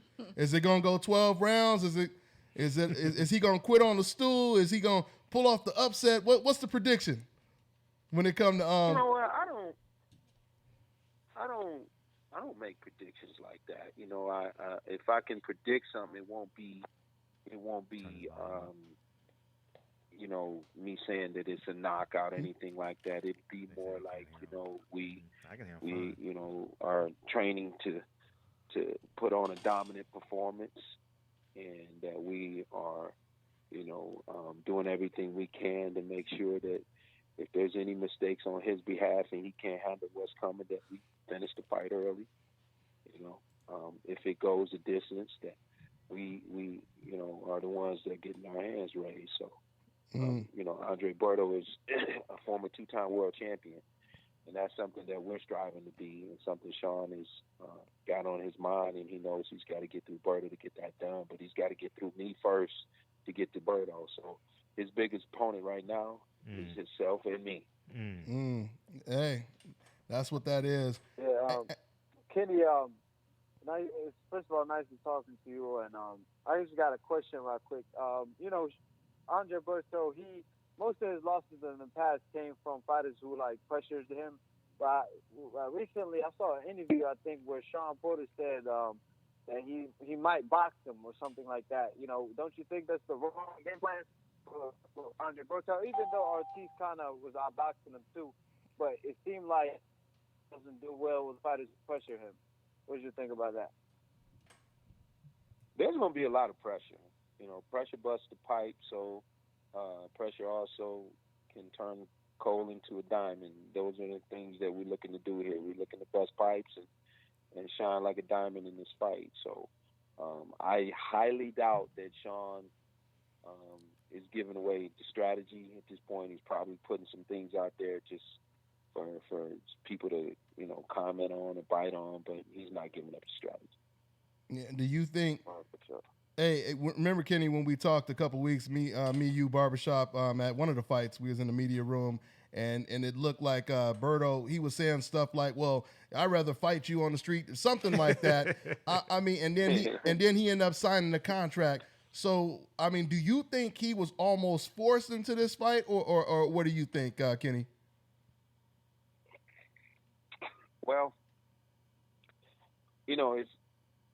If you look back over the situation for the period of time that, for example, when Sean made the announcement at the MGM Grand. Sean didn't just come in there and make an announcement because he woke up and he felt like, I feel good today. I want to fight Andre Berto. No, it wasn't that kind of situation at all. Sean received a phone call from a very high source. That very high source walked him through the doors of the MGM Grand into the media room. That very high source got him a number of media to interview him that day. And he made the announcement due to the fact that he was directed to do so. So at that point in time, when Berto came out and said he still didn't know anything about the fight, it was news to him, and there was no contracts, and there was no dates, and there was no venue or anything like that. He just flat out was denying. He was in denial of what he had to deal with. And as Dontae said to the young man a little bit earlier tonight, the first part to recovery is to what? Admit you have a problem. Admit you have a problem. That's funny. So he did not admit he had a problem until we saw him in New York. That's when he admitted he had a problem. I got a problem. The problem is Sean Porter. Man, interesting, man. Hey, hang around, Kenny. Let's take a call. See if the fans, real quick, if they have a question for you. Let me take a call real quick, Kenny. All right. We got 214. What's going on? What's your name? Where you calling for? Where you calling from? Hey, this is James. I'm calling from Texas. Okay. First and foremost, I want to say, what's going on, Kenny? How you doing? I'm good, man. I'm good. And what's your name again? James. James. Okay, that's a good name. That was my brother's name. Yeah, I'm gonna keep it real with you, man. Porter finna kill Berto. I thought he was about to go the other way. Yeah. I was about to say. Look, I'm not even finna play with y'all. Look, I've been listening to the show for a while. Everybody come over there playing around. Okay. Berto finna get killed. He damaged goods. He not even good no more. He was good about 5 years ago. He not even good no more. He finna get killed, knockout. Now I know Kenny ain't gonna say that, so I say it for him. My brother. Sean ain't gonna play with him. Sean on a mission. Sean on a mission. He's not gonna play with Berto. Berto know he's gonna get knocked out. Berto don't want this fight. Wow. Berto, he don't ain't even that good of a trainer. Oh. You say Virgil. Wow. You said Virgil. I don't know about that part. I'm real with you. Virgil Hill ain't even that good, but I'm talking about he ain't good enough trainer to fix Andre Berto. Like, he ain't that good of a trainer. Ain't nobody that good. You said that can't be fixed, is what you saying? Oh wow. Yeah. Oh wow. We gonna have to keep the real James on the line. He DG. He damaged good. Hey. Damn, point blank period. Okay, now I know Kenny on here, but there's some other stuff that been said. Okay, let me just approach this Spence versus Brooke. Don't got a chance against Spence.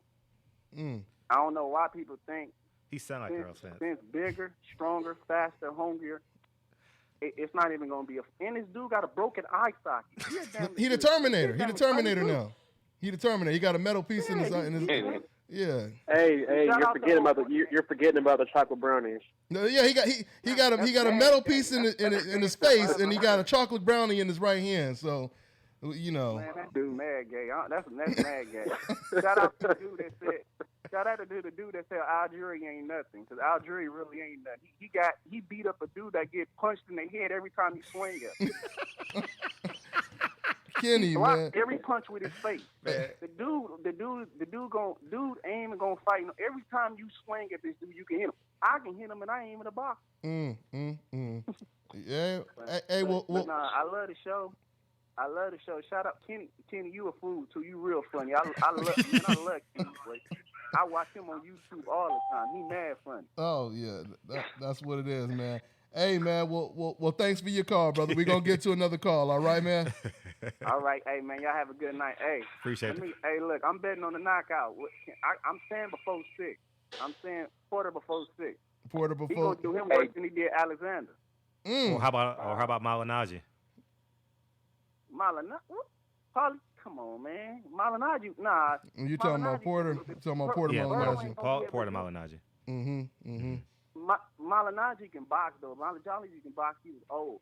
But Berto ain't even Berto like, damn, as soon as you hit him in his head, he like shaky. He look like he don't want to fight. He just doing it just for the money. I don't know. He look like he don't want to fight. Damn, Kenny. Okay, I'm gonna keep it real with y'all. I'm gonna let y'all go. I'm gonna keep it real because I know y'all want to get to the next quarter. Let's just be real with you. If Victor Ortiz, I'm talking about somebody that quits all the time. If Victor Ortiz can do that too, he can give you that type of fight. What you think Sean finna do to him? Yeah. Well, you know, Berto, I mean, Berto listening to you right now, man. So For sure, he's listening. This will get to Berto. He better play like he hurt. He better get injured. He better get injured in camp. If he listened to me, if he knew what I knew, I'd shoot the promoter. Okay, hey, that's what it is, man. Man, Sean don't even look like he plays. Sean look like baby Mike Tyson. He don't even look like he plays. Sean looks serious. Yeah, all time. Sean respect you, but when you pick them in that ring, Sean don't play with you. Bro, this is not good. This is not the fight. This is not the one, bro. This gonna. If you got 10 fights left, if Sean got 10 fights left, I mean, if Berto got 10 fights left in his career, he got 2 now. What's name finna take something out of him? Porter finna take something out of this boy. Hey, that's a hell of a break. That's a hell of a prediction right there. That's an infomercial prediction right there. I heard that, man. Look, I'm gonna call back in after it's over. Now you need to call every week. Yeah. Write down his area. All right, man. I'll call back in after it's over. All right, That's man. how much money I won off his knockout. I'm saying shit before 3. All right. He's gonna get ugly. He gonna attack. All right, brother. We gonna let you go, man. Night, hey, take care, man. Take care. Boy, oh boy. God damn, Kenny. They selling the fight, Kenny. They selling the fight. Hey, Kenny. Yeah, James is hilarious. That was funny. That was some funny stuff right there. Hey, keep it real, James. Keep it real. Keep it real, James. That's the nickname right there. That's the nickname for him. Hey, since we now know by James how the fight is gonna play out, since we gonna get past Berto already, I mean, is Thurman guaranteed like next, or do you guys take another fight in between, or what, Kenny? Nah, we don't know exactly how this is going to play itself out because at this point in time, it had been announced that the WBA made it a mandatory deadline for Keith Thurman to fight Lamont Peterson. Mm-hmm. If that happens, then there's going to have to be some decisions made on that WBC belt. I can offer them an option if, they can't get it done in a reasonable amount of time. We can fight Danny Garcia for it. I would love to have that fight. But we can't look past Andre Berto. We're not going to look past Andre Berto. That's just speculation, a hypothetical situation that we might be able to deal with. But we're not looking past Andre Berto, contrary to Keep It Real James' prediction. And I will say this, Keep It Real, even though you're not on the line anymore, you did get me hyped up. I was like, damn, the fight's over. We won. Because I visualized them like the fight's over, we won. But no, we have to, we respect our opponents and we're going to prepare ourselves. As you should. Mm-hmm. So since you just brought up Thurman, Kenny, go ahead. I was going to ask, is there anything that Berto brings to the table that does not have you worried, but something that you have to be mindful for when preparing Sean for this fight? Who am I speaking with, please? Oh, my name is Kurt. This Kirk Jackson. Okay, Kirk is like the voice behind the curtain or something. I wasn't ready for him. My bad, man. My bad. No, we all good, Kirk. The way my mind works, and I don't expect anybody to look at things the way I do, or think the way I think. But I think critically. I do logical deduction, and I look at every situation. And I look at what people do well. I don't focus on anything that they don't do well, or where they may be lacking at. I look at what they do well. So he's a very fast fighter. He's an explosive fighter. He's got power. He's a strong fighter. He's a former 2-time world champion. I'm looking at all the things he does well. Some of the punches that he puts together real nice. And, obviously that uppercut and that left hook and that right hand. So I'm looking at, I'm accenting the positive with him. Am I worried or concerned? No. If we get caught with those things, during a fight, would I be worried or concerned? Yes, I would. So my preparation has to be to defend them. So I am preaching a lot of defense to Sean throughout this camp, to be responsible on defense. So much so that, there was, just some situations just here we were dealing with today where, I was just really on him about, offense and going from his offense into his defense and flowing, seamlessly into that and right back into the offense again and right back into the defense again. So, I look at his speed is very good. I look at his explosiveness. That's very good. I look at his power in both hands, right hand and left hook. I'm looking at, like I said, his uppercut, his right hand, his left hook. So, there are a lot of things that he does well that I'm preparing for. I'm not looking at anything that he possibly doesn't do well and say, oh, we can beat him because he don't do that. No, I'm looking at the things that he does well. I don't look at fights that a guy lost. I'm looking at the fights that he won, and he did well in those fights. Mm-hmm. Yeah, absolutely, man. And let me just say real quick, shout out to my man, Coach Sheldon, holding it down in the chat room right now. Y'all subscribe to his YouTube channel as well. What's going on, Coach? Let's go ahead and take another call and see what's on their mind. So if you guys are just tuning in, we got trainer Kenny Porter on the line right now. So let's go ahead and go to another call right now. We have 631. What's your name and where you calling from, man? My name is Shy, man. I'm calling from New York. New York. What's going on, Shy? What's on your mind, man? What's up, son? Chilling, man. I want to say a couple of things, man. I want to say Kenny Porter, man. I wonder why you don't train more fighters, man. You seem real knowledgeable. Okay, let me give you the quick, short history. I got 27 years in this game around, not nonstop. This is nonstop since 1990 that I haven't taken any time away from boxing. In 2008, I had 5 guys that made it to the Olympic trials. 3 guys made the team. 1 was the outstanding boxer of the team. When that Olympic trials was over with, not one of those guys, well, actually only one of those guys, gave me a phone call and said, hey, would you train? And that was Sean Porter. All the other guys thought that they could go for, big names or big money or, whoever somebody knew that knew somebody who was going to hook them up with something that was going to get them some kind of boxing deal and a rap contract at the same time. So, yeah.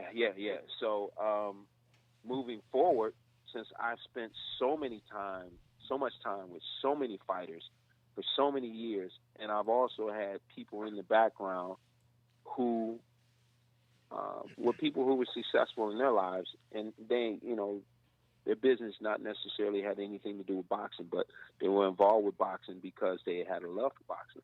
Those people were always saying the same thing to me. They were always saying, you need to focus on Sean and stop spending so many time with so many other fighters. And, my history, dating back to, years gone by, I knew Andre Berto since he's 17 years old. I had the Charlo brothers at Northern Michigan University when they were 14 years old. I was Errol Spence's head coach in Russia and in Europe. I was on the World Championship team. I was a technical coach for the 2012 Olympic team with Errol Spence. So it wasn't that I didn't have those opportunities. It was that I learned through the experience and a lot of time negative experiences of dealing with people who did not have the same mindset as myself and who did not have the same character or the character that I thought would be what was needed to be successful moving on to the next levels. So until I come in contact with the right type of person with the character, and it can be the person that's less talented with better character, that is willing to work hard and not, be involved with, rap music or be involved with, being a Facebook fighter or all on Instagram. Or, I fully understand. I fully understand. Right. I fully understand that's a part of it, Dontae. I fully understand that's a part of it, but they've got to be willing to do the things that are necessary when no one is watching them, when nobody's looking at them, the things that is necessary for them to be successful outside the ring as well as inside of the ring. And those other four guys, I had 5 guys at the Olympic trials that year. Those other 4 guys, nobody knows where they are today. They haven't made any money. They haven't made any strides. They haven't made any national TV appearances or anything like that, you know. And it's just the way things go. So it's by choice that I'm not working with a lot of people or, you know, a select few here or there. It's by choice. The facility that I built in Las Vegas is set up for guys such as like Andre Ward when he came here and he trained at my facility, or Barry McGuigan's fighter, Frampton, who came in and prepared here for a month at my facility. It's set up for that, you know, and that's a business that is self-sustaining, because if these type of guys need a place to train and they need high-level training facilities without all the people coming in and going and, you know, the personal time that they need to themselves, I have it here in Las Vegas. Mm-hmm. So I hope that answers your question, but I just don't, I value my time and I don't want to waste it. And I need to be working with young men or even a woman at some point that is understanding and mindful of the time that is spent, that we put into this, and what I expect to get out of it. And let me I want to say two more things about the Floyd Mayweather thing. First of all, I want try to say, speed them up, Kenny, though, brother. We got a whole lot of people on hold, man. Go ahead, man. All right. So I got I was just looking. I was listening to your show, and I was looking at the thing. It's on YouTube. It's called Shane Mosley versus Floyd Mayweather. Who ducked who first? And Shane Mosley is talking about. It's right before the De La Hoya fight, and Larry Merchant asked him if he's going to fight Floyd Mayweather next, and he said he got to wait. He's going on vacation, and he got to get his tooth fixed because his tooth hurts. Now, I don't know how come people don't talk about that. And then, for me personally, I think that Kell Brook is going to beat Errol Spence. Mm-hmm. I think that his. Why? I think that he's just. I think that his jab is going to disrupt him. Kenny, you got to speak on that. So, Kenny, he believes Kell Brook is going to beat Errol Spence. Like you said, you done known Errol Spence, you know, from day one. So basically, how does that fight play out and why? Well, we got a lot of different things going on here, and the dynamics of this fight and the politics of this fight and the money that's involved with this fight, the travel that's involved with this fight, being in Kell's hometown in front of 30,000 people is a situation that is not, you know, conducive to you being successful. So I am going to England with Kell. I mean, not with Kell, with Errol. I will be going over to England. Nice. And I will be, you know, rooting Errol Spence on. We've talked about it a number of times. We talked about it for a few months. I see him being able to win a decision. But I'm really concerned that he can win a decision in the UK. If it was in the United States, I see Errol Spence being able to beat him by decision. Going to the UK now, I know it's necessary. We have to have a knockout to win this fight. Mm-hmm. So I know that Derek James, his trainer, is preparing him to go for that. And I know that Errol wants that. So I'll be there 1,000% behind them on that. So that's what I'm looking forward to. I'm looking forward to him knocking Kell Brook out. But you, like you said, you do believe that it's going to be a tough fight because of him in his backyard and all those, you know, disadvantages basically going into the fight, though, right, Kenny? Is what you're saying? Yeah. If they were fighting in the States, I could see Errol Spence winning the decision, but I can't see him winning the decision without getting this knockout. So I know that's what they're training for, mm-hmm. and I know that's what he's going for. So I'm looking forward to seeing that happen. That's where my mind is at with him, that he's going to knock Kell out. Oh, okay, that's what it is. Hey, let me try to take another call, Kenny. We have 513. What's going on, man? What's your name? Where you calling from? This is Brennan, and I'm calling from Cincinnati. All right. What's going on, Brennan? What's on your mind? Oh, nothing much. Just wanted to give him, Mr. Porter, wanted to say what's up to him. Let him know that I'm a fan of his work, and I like what he's doing with his son. I'm a big fan of Sean Porter as well. I just wanted to give my thoughts on the Kell Brook versus Errol Spence fight. I believe that on paper it's going to be Errol Spence's toughest fight, but I think that Errol Spence is going to put on a fantastic show, and I think he might even surprise everybody by maybe how easily. I'm not going to say he's going to beat Kell Brook easily, but I'm not too sold that it's going to be as hard as a lot of people think it is. I know everybody out there in the UK is going to be rooting for Kell Brook, and it's in Kell Brook or Errol Spence's best interest to get the knockout, and I believe he will. But I don't think it's going to be that competitive. To really be honest with you, maybe the first few rounds, filling out round, but I think Errol Spence is going to start going to work, and I think he's gonna get Kell Brook up out of there. To be honest with you. Yeah, I mean that. I agree with you. We all rooting for that. I agree with you. I totally agree with you. Anything else on your mind? I totally agree with you on that one right there. And real quick, Porter Berto. I'm a big fan of Andre Berto as well, but from what I've seen in him late in his last few fights, even the fights he has won, I don't really think that he's going to be able to withstand what Sean Porter is going to bring to the table for an entire 12 rounds. He's going to look good the first 4-5 rounds. I kind of want to call him a front runner. I think he has stamina issues. You got all those muscles and stuff. He seems to kind of get tired towards around the 8th and 9th round and stuff. And I really do think that I think Porter might stop him, or he gonna beat him up kind of bad, especially in those championship rounds. I don't think he's gonna be able to withstand Sean Porter. Hey, good stuff, man. Hey, Kenny, are they putting a lot of pressure on your son right now? No pressure at all. No pressure at all. But you know what I like about. Did I make a little bit of sense what I said about Berto, Mr. Porter? A little bit of sense at all? Did I make it? You make a lot of sense. What I like about the brother from Cincinnati, that's what I was about to say, is he gave me the visual, and I could see what he was talking about, and I would be remiss if I didn't look at, okay, these championship rounds, we don't just want to outbox a guy in the championship rounds, we getting ready to fight. These championship rounds, we want to push this boy off the cliff.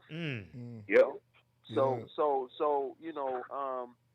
let's get this retirement party started. Ooh, you go. Dontae, I know you got a lot of callers, man. I'm gonna get off here. I thank you for taking my call. So, hey, thank you for calling in, brother. Take care, about to get his AARP card. Oh man, you a generous man. you a generous selfless. man. You selfless. I knew you were selfless, but man, you're more selfless than I thought. Before we take another call, since we got Kenny on, I want to ask you about all the trending topics right now, man. So first of all, what was your reaction to you work with strength and conditioning coach Larry Wade and everything? What do you think about Julio Cesar Chavez, his transformation? He all shredded and everything. What do you think about that fight, Chavez versus Canelo, and his transformation, Kenny? Well, I hope they're doing drug testing because there are some miraculous, remarkable strides that have been made by this guy in comparison to what we've seen out of him his whole entire career. So, it does beg to make you want to take a look at, did he get some help? Was there something here that, helped him get to this point? Because we've never, ever seen this. And the pictures that I've seen, I don't know any boxer that looks like that at all. I don't know any boxers that look like that, this early on, getting ready for a fight. And so, it's kind of, it makes you really have to wonder, especially with, the fact that he's in Mexico, the fact that, some people, I've been known to, do that type of stuff in Mexico. That's where a lot of it gets shipped in from. So, they really need to take a look at that. But I don't think that his skill level, because I've been in the gym with the guy before. Okay. I've been in the gym with the guy before. I don't think his skill level is going to be able to surpass Canelo's. So I see Canelo still winning this fight. Okay. Hey, well, that's what that one is right As a matter of fact, Dontae, I don't know. Fred? Have you ever been in the gym with Chavez Jr. Chavez Jr.? One time. And did you ever watch him like shadow box or hit a bag or anything like that? It's slow. Is that what you're alluding to? It's horrible, man. Yeah, he punches low. He punches from his waist. Yeah, it is hard. Yeah, he punches from his waist. I've never seen a professional boxer who looks like that. We stood back and we watched him. You're about to go viral, He saw us watching him, and he stopped and walked away. Man. Damn. Hey, Kenny, it's indescribable. Like you just said, he does punch from his waist, so to speak. Kenny, could that be fixed at all, or you just can't teach an old dog new tricks? I think it could be fixed, but when I was in the gym with him, he was with Freddie Roach, and Freddie was doing anything and everything he could, pretty much to get this guy to look better at what he was doing. And Freddie pretty much he just couldn't pull it off. He couldn't get the guy to change what he was doing.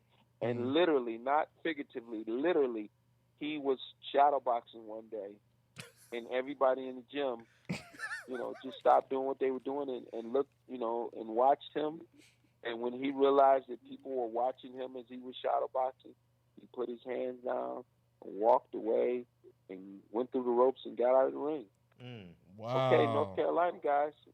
Wow. National champions. I was just about to say North Carolina up 7 seconds ago. Yeah, Fred is over here watching it while we got doing the show right now. Let's go ahead, Fred. You said this guy right here emailed us. This is somebody. 503, yeah. Okay. Let's take this call right here. We got 503. What's going on, man? What's your name and where you calling from?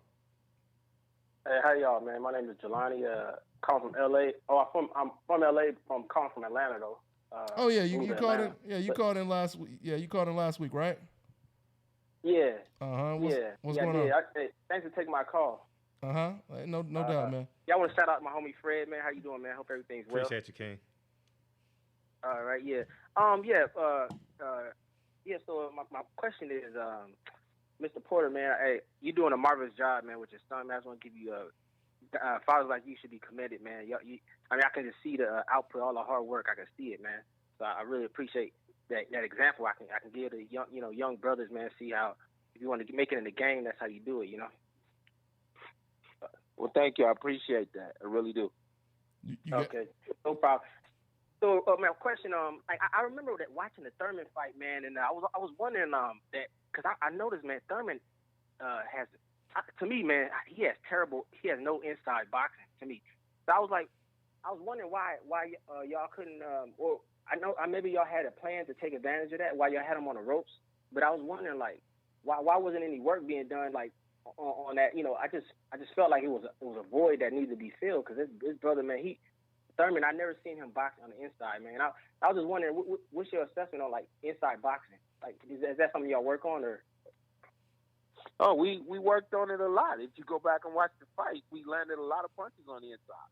We landed a lot of body shots on the inside and uppercuts on the inside. It just appeared that the judges didn't give him credit for that. We outworked him on the inside. I think we landed like 30 more jabs than him. It was, something like that. The double amount of jabs. We out-jabbed him from the outside. We outworked him on the inside. It appeared like they didn't give Sean credit for the work he did on the inside. If you go back and watch the fight, you'll see a lot of body shots that was landing on Keith. And even at some point in time, he hurt him to the body and Keith turned his back and ran away. But boxing is a thing with perception where people see things one way and their opinions or can be swayed by, the commentators and different things like that. It's a very hard.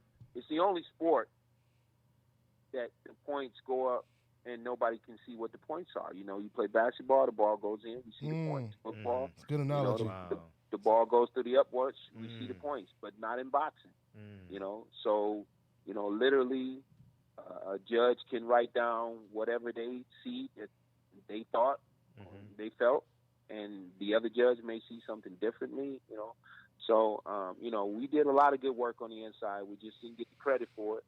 And like I said, from the outside, we out jabbed him like double the amount of jabs if you go back and look at the punch stats. So we continue to work on our body work. We have been doing a lot of that in this camp as well. So we expect that we'll be putting that down on April 22nd. So. One more thing. Oh, I hear you, brother. One more thing. Can you educate me on something, because like I've been getting this perception since you're talking about perception. Like I just feel like your son like kind of smothers his own work. Like I was wondering. I mean, is that me, or I don't know? Because I feel like your well, son. See, here's another thing. Not to cut you off, but here's another thing, and it'd be hard for me to express this to you over the phone, but I'd have to show you in person. Okay, but what happened is these subliminal messages are given out by commentators, and so they say the word smother, and so then everybody else starts picking up that word. But Sean is 5'7". He cannot hit you with a body shot 3 feet away from you. It's not going to happen. He's not going to hit you with a body shot 3 feet away from you and be able to protect himself. So when he hits you with a body shot, he's going to be pretty close to you when he lands that body shot. Any short fighter that's throwing body shots is not going to be able to hit you with a body shot 3 feet away from you. Well, I guess if the guy is probably 1.5 feet away from you, it's probably looking like the punch is smothered. Okay? But again, it's perception. So it's kind of hard for me to explain that. If you're talking about Paul Williams throwing a body shot, as tall as he is, he can lean back away from you and throw a long body shot. Or Kelly Pavlik, he was able to throw long body shots to a guy. Okay? But a guy like Sean Porter, who's 5'7", he's not going to be able to stand. He can't. It's physically impossible for him to stand 3 feet away from somebody and throw a body shot and land it and not get hurt. He's not going to be able to do it. So in order for him to get body shots off, he's going to get close. He's going to throw the body shot. He's going to slide to one side or the other. When he finishes the body shot, that's what he's supposed to do. So there is going to be a close contact when he throws a body shot, but that would be pretty much any short fighter that's throwing body shots. Yeah. Okay, that makes sense, man. I just want to say though, man, y'all have your Sean. I think he's the most well-conditioned boxer out there, and I can't wait to see him get back on the winning side, man. I mean, even though you could argue a win for his last 2 fights, man, but I just think, man, you guys done a marvelous job, man, of conditioning, man, and it's just like I hope, man. I just want to see that come to fruition, man, like the championships, man. Just pile up, man. So I'm rooting for y'all, man. Well, we're gonna keep working at it, and I appreciate what you're saying. I hope that kind of helped you out a little bit with that. There's really no way for a short guy to get a body shot off. Dontae, help me out a little bit. Get a body shot off from a distance. I got you. That's clean without leaving his head in jeopardy to get counterpunched as well. Yeah, that's the keys to victory is to close the gap. Yeah, I got you. Yeah, right. And when you get, and Dontae, I know you've seen this in Fred as well. When you get commentators who start to say certain things about certain fighters, then that starts to carry on, and the casual fans pick up the same type of lingo and say the same type of things. You know what I mean? Yeah. Now, if I see, me myself being a coach, and I hear these type of things, if I see that, I'm the first person to bring that to his attention and say, hey, man, you're too close. Get that shot off, slide over there, dig that other shot off. You know what I mean?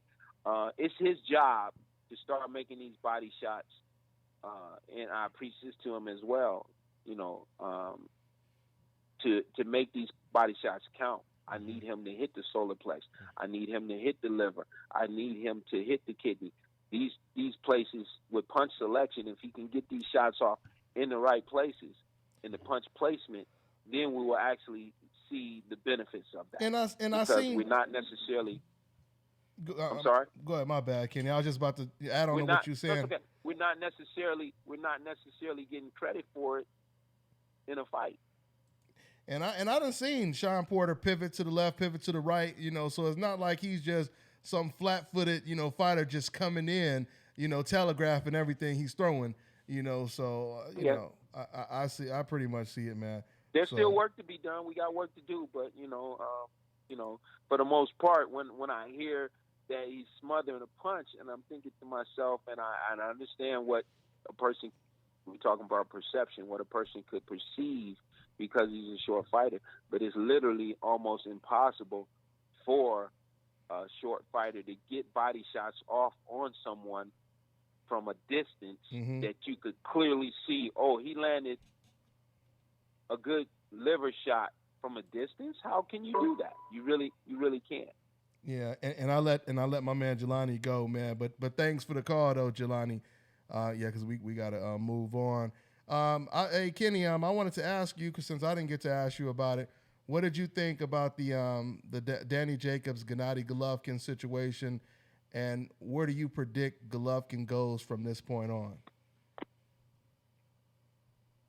I got a question for you, Dontae. Why did you call it a situation? Huh? The situation. Come on, you know, Kenny. Kenny. Now you know what it is, Kenny. You know what it is, man. No. Listen.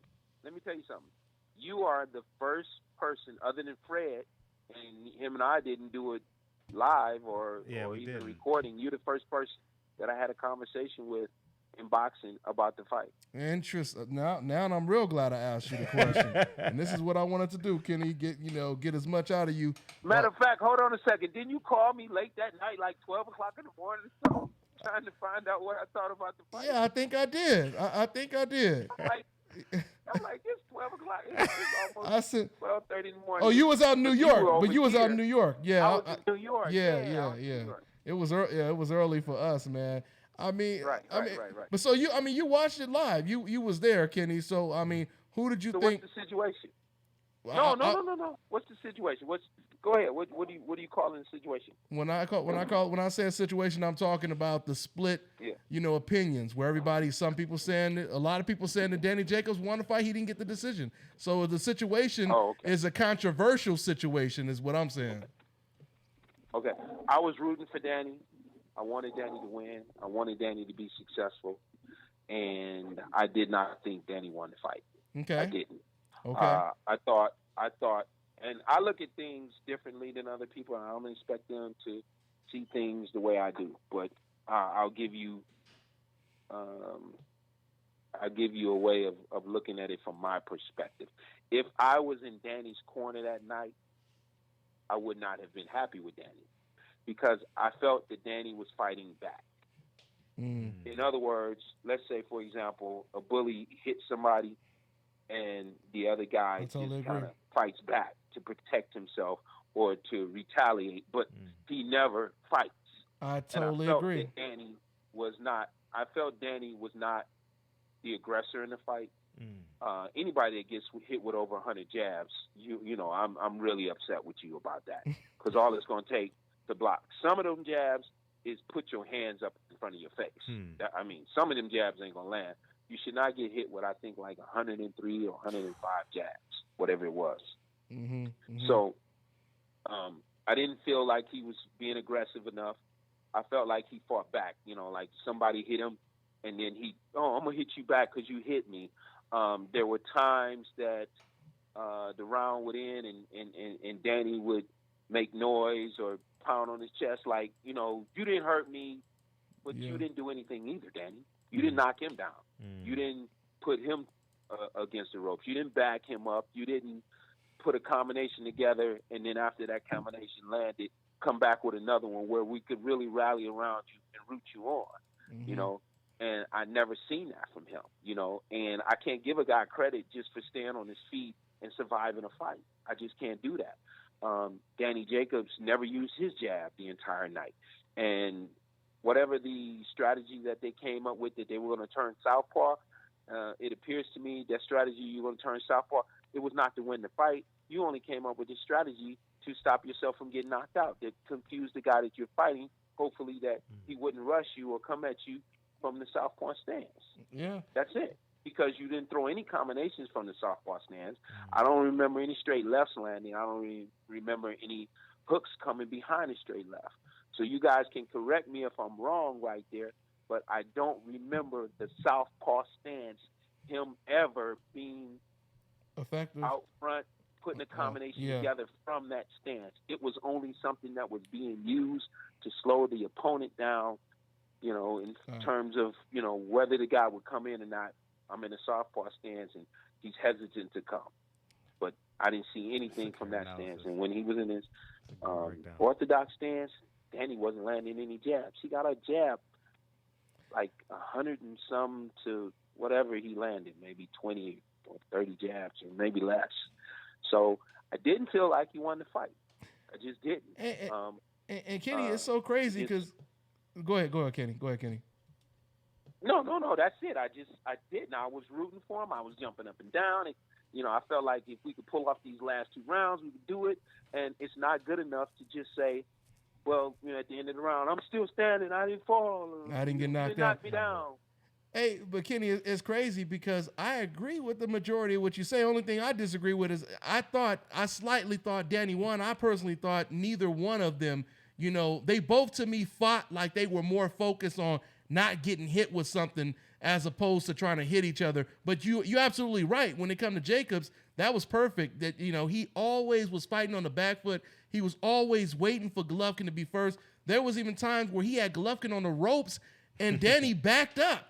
And we're looking at the screen like, dude, you had him on the ropes. We never got to see what Golovkin would do on the ropes. So there's no doubt about it. I think Danny really is sitting down somewhere saying, damn, man, if I would have just relaxed a little bit more, because there was times when Golovkin was backing up, just blocking, and Jacobs wouldn't take advantage of it, you know? So I felt like, you know, I remember maybe 1 or 2 points where he landed a decent combination. It was a good combination that he landed. And at that point, Golovkin was backing up a little bit, and he needed to take control, and he didn't do that. Also, you know, if I'm in the corner, and that's the way I like to look at it, would I have been happy with his performance? No, I would not. He was not aggressive. He was not trying to win. He was just trying not to get knocked out.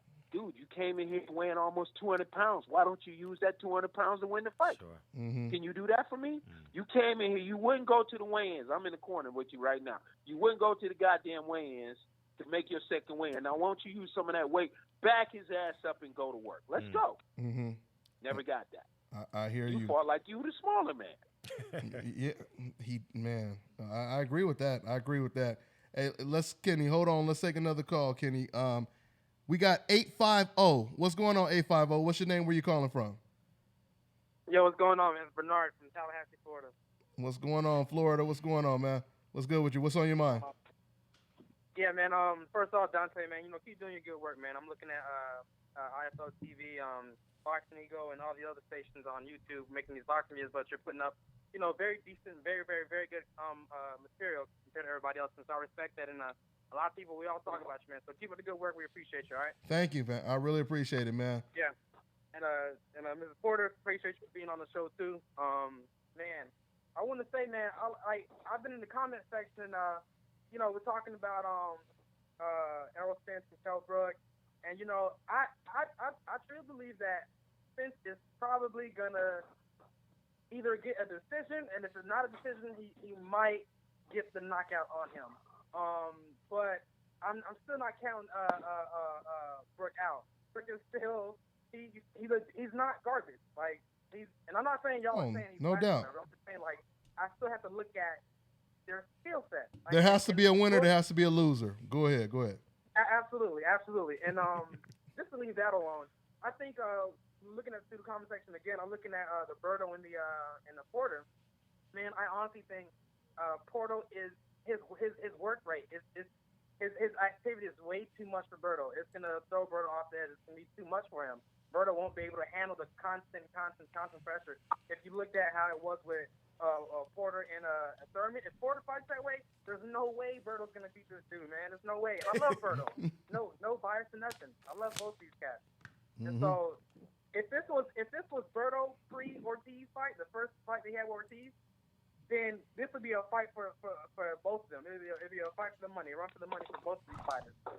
But after that first fight with Ortiz, that first fight with Berto, afterwards Berto was the story done with. And then he went to his little Philly show roll. I don't know if y'all remember that, seeing Berto in that little Philly show roll there. That was garbage too. I don't know why he changed his defense up, but I don't know. Yeah. Yeah. I mean, well, you go ahead, Kenny. Guerrero. Oh, okay. Yep, exactly. And that didn't help him at all. Defense was garbage. Yeah. I think that's when he got knocked down. Yeah. One thing I want to ask you, Dontae, is what are your thoughts on Deontay Wilder versus Anthony Joshua? Who do you have in that fight?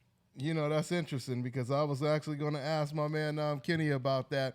That to me, that's a really tricky fight because there's no doubt about it. Anthony Joshua, he's far more skilled, technically sound, and all of that. But at the same time, like I keep saying over and over, even though Deontay Wilder has flaws, that right hand is an equalizer and it's an eraser. You got to go 12 rounds, it seems to me, to not get hit with that right hand because Gerald Washington was winning the majority of the fight, and the one right hand he got hit with, it ended the fight. So that's a real tough one. But let's go with Kenny on that one, man. Kenny, what do you think about that one? What's the question? What do you think about Deontay Wilder versus Anthony Joshua? Deontay Wilder and Anthony Joshua. I think that Deontay Wilder knocked Anthony Joshua out. Wow. Anthony Joshua is still. Thanks for the headline, Kenny. Go ahead. He's still a green fighter. He really is. I was at the World Championships in Azerbaijan with Anthony Joshua and sat at the lunch table with him probably 3 or 4 times throughout that week that we were there. And, he's a nice guy, a nice kid, like him a lot. He should have got a gold medal there. He got to the championship round, and he beat the guy soundly with no problem. But the guy was from Azerbaijan, and he didn't get the decision. And that's just the way boxing goes a lot of times. So,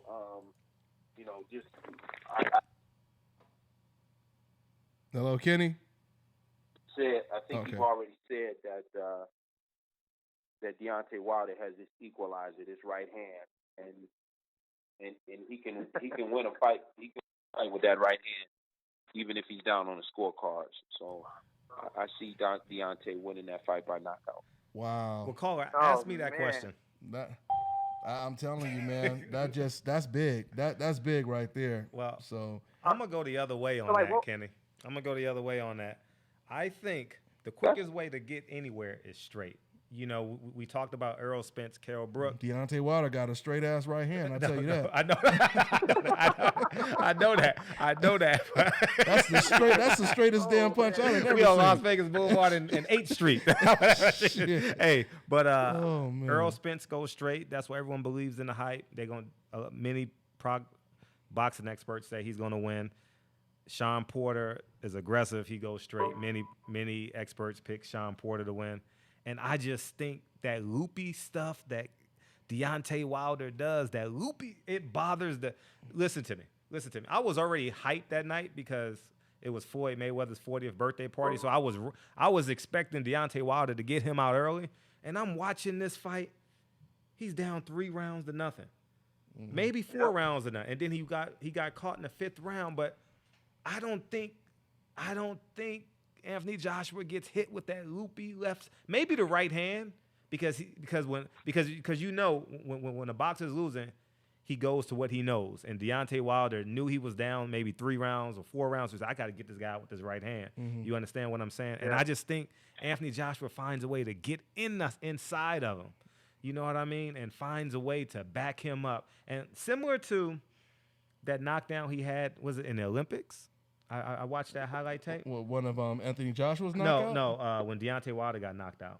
Oh, yeah, against the Italian fighter. The Italian who kept countering him with a right hand over Wilder's jab. And because every time Wilder threw a jab, do a counter him with a right hand. He had no answer. And that's what thank you. I'm glad and that's what I'm getting to. Deontay Wilder doesn't have variations. And I know Anthony Joshua is quite young and rather green, and we have high projections for him similar to an Errol Spence, but I just think that the technical stuff that you taught, that you were teaching Sean in the gym is the same thing that Anthony Joshua's trainers teaching Anthony Joshua in the gym. And I just don't think Deontay Wilder is getting that. You know what I mean? I see Deontay and I'm like, Jesus, please don't throw that loopy right hand. Please don't throw that loopy left hand. You know what I mean? Well, it's not, but the right hand, he throws it all different. He throws all different kind of right hands, though. But he'll throw overhand. He'll throw a straight one. You know, so it's not like he just throwing looping right hands. I thought you were talking about other punches. Well, the reason why he throws it from and here's another misconception too. A lot of the times he throws that loopy right hand and left hand. He's off balance a lot too. No, I agree with you. Off, I and agree he's with you on square that. a lot. I don't know a heavyweight that puts his mitts together in between. You know, puts his mitts together, then shells up. I don't. You know, these are technical stuff that bothers the living daylights out of me. Yeah, Teddy Atlas illustrated that. He showed clips of the balance issue. He definitely needs to work. Right after the Areola fight. Teddy Atlas showed a whole bunch of clips of his flaws, his balance issues. He does have to work on that. But anyway, but thanks for your call, man. I appreciate your call. All right. Yeah, no problem, man. All right, take care, man. So we almost. Hey, Fred. Yeah, what's up? I don't want to change my prediction, but I am in agreement with you. Because, again, I think critically and I use logical deduction as well. And everything you said, 1 + 1 = 2, everything you said makes sense. I don't want to change my prediction, but I'm in total agreement with you. I'm rooting for Deontay Wilder, and I want him to go get that bag. But see, but the thing though is we knew he had these flaws still though. I mean, we knew he had these flaws going into all of these fights, and like I just said once again, I mean, I think it's really going to come down to.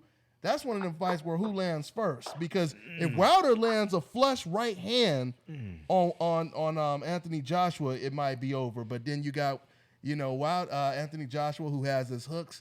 He has his own right hand. So Anthony Joshua fights like a middleweight to some degree. Think so? Man, he doesn't fight like he's 6'6". No, he is talented. The guy is.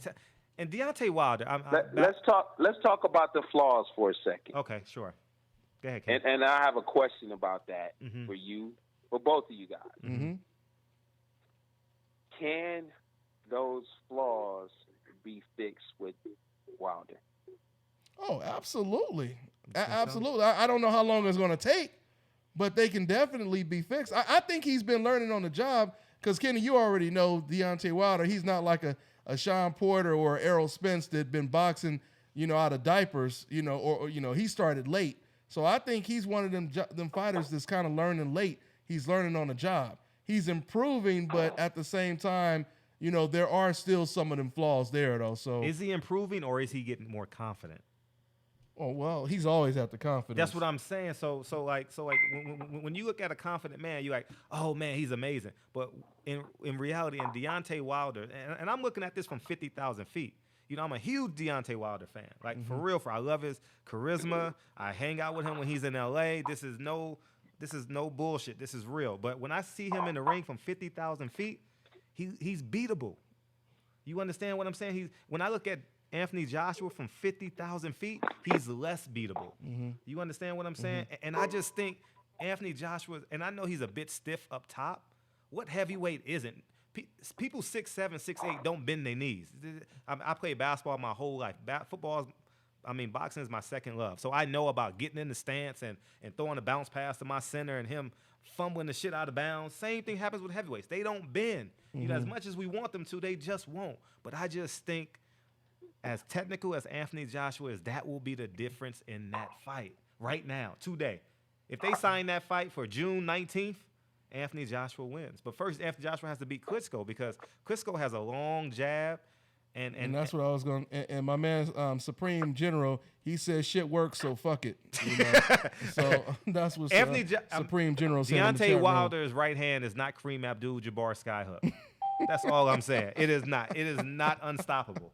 Oh, well, no, of course not. Of course not. Of course not, man. So, I mean. Let me Go ahead, Kenny. Let me just toss this out, and I wanted to get your opinion as well.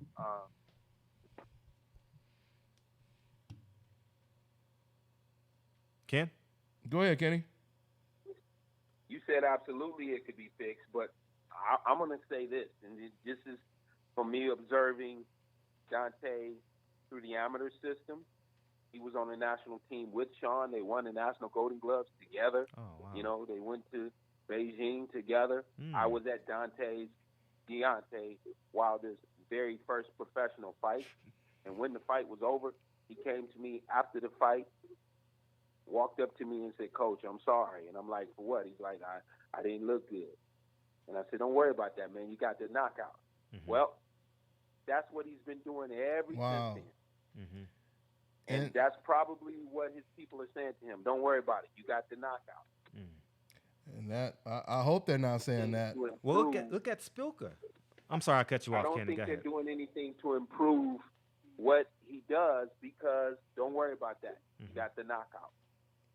Or if you lose all these rounds, don't worry, you're gonna catch him eventually. Hopefully they're not and saying they're all that. banking on that.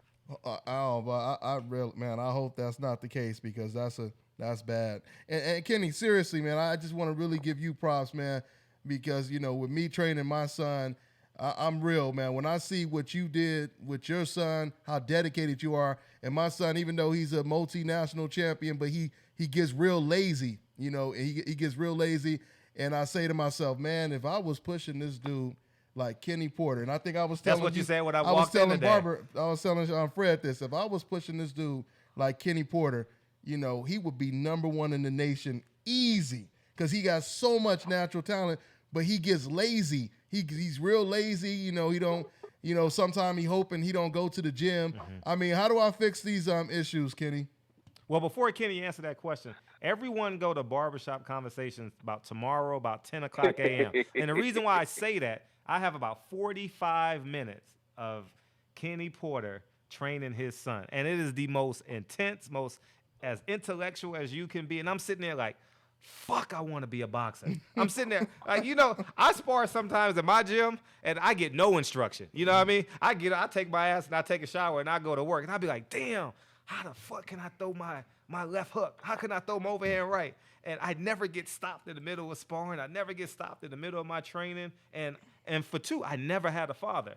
And as I told Kenny, but I was a fan of Kenny before I even shook his hand.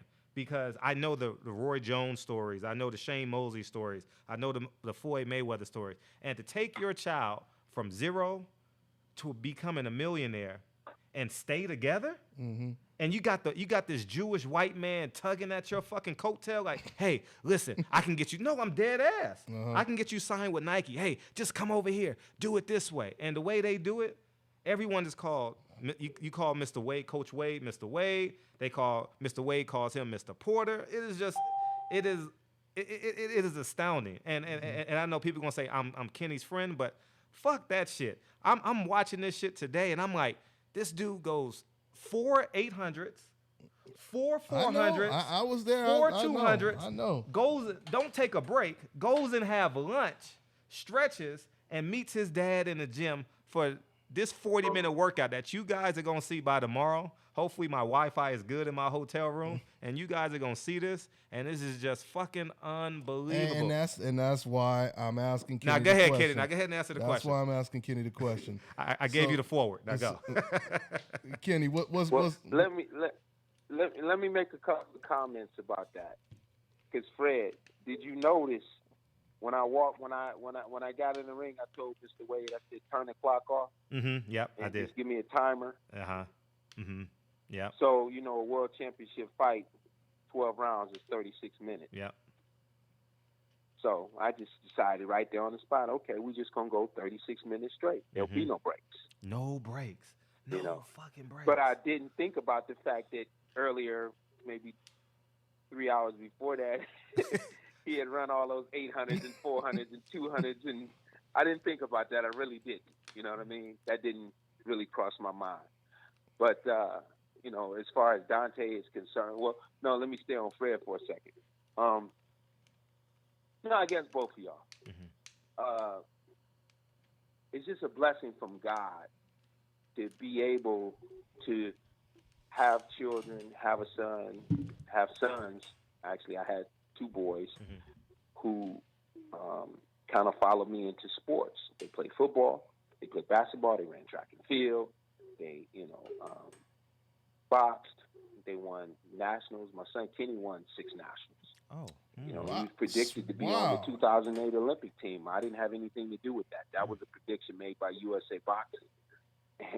And they wrote that in their magazine, but he didn't even come back. He decided to go a different direction. But as far as your son is concerned, Dontae, I applaud you. I did not know he had won multiple nationals. I'm going to ask you, I'm not a white Jewish man, but what is his weight class?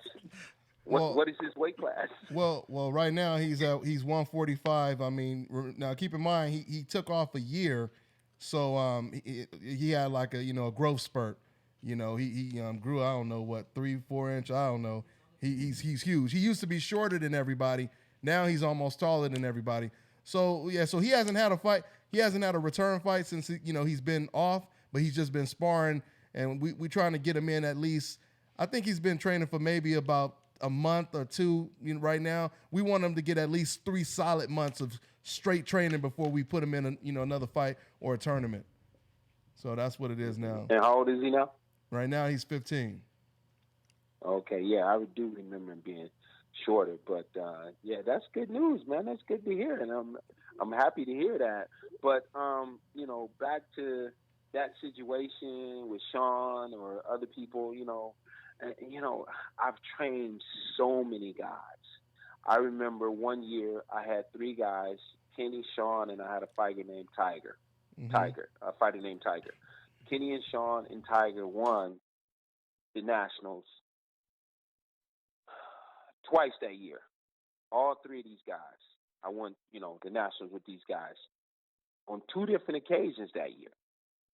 3 national champions, the same guys on the same team by the same guy. You know what I mean? It's just a sport that we're involved with that, not a lot of people, I can't even say many are called.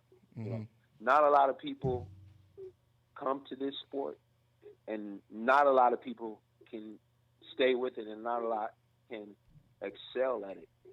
Yeah. So when you're talking about a young man getting hit, I don't have conversations with any kids about joining me or, come with me or let me train. I don't have those conversations with guys because I just don't think it's,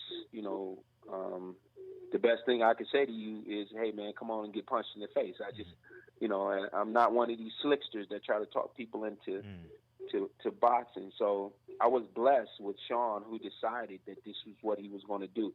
I never pushed this on Sean. Oh, yeah. Sean was allowed to play all these different sports year-round. He was in all kinds of sports. And it was his choice by the time he was a junior in high school to say, okay, I'm not going to play basketball anymore. And by the time, he's a senior, he's like, okay, I'm not running track anymore. But he continued to play football. So it was his choice. And Sean used to take, when football season came, he'd take the whole rest of the year off. He just played football. He wasn't boxing. He wasn't doing anything. So it was his choice, and it's just so hard to try for me to be able to say to you, you could try this with your kid, or you could try that with your kid.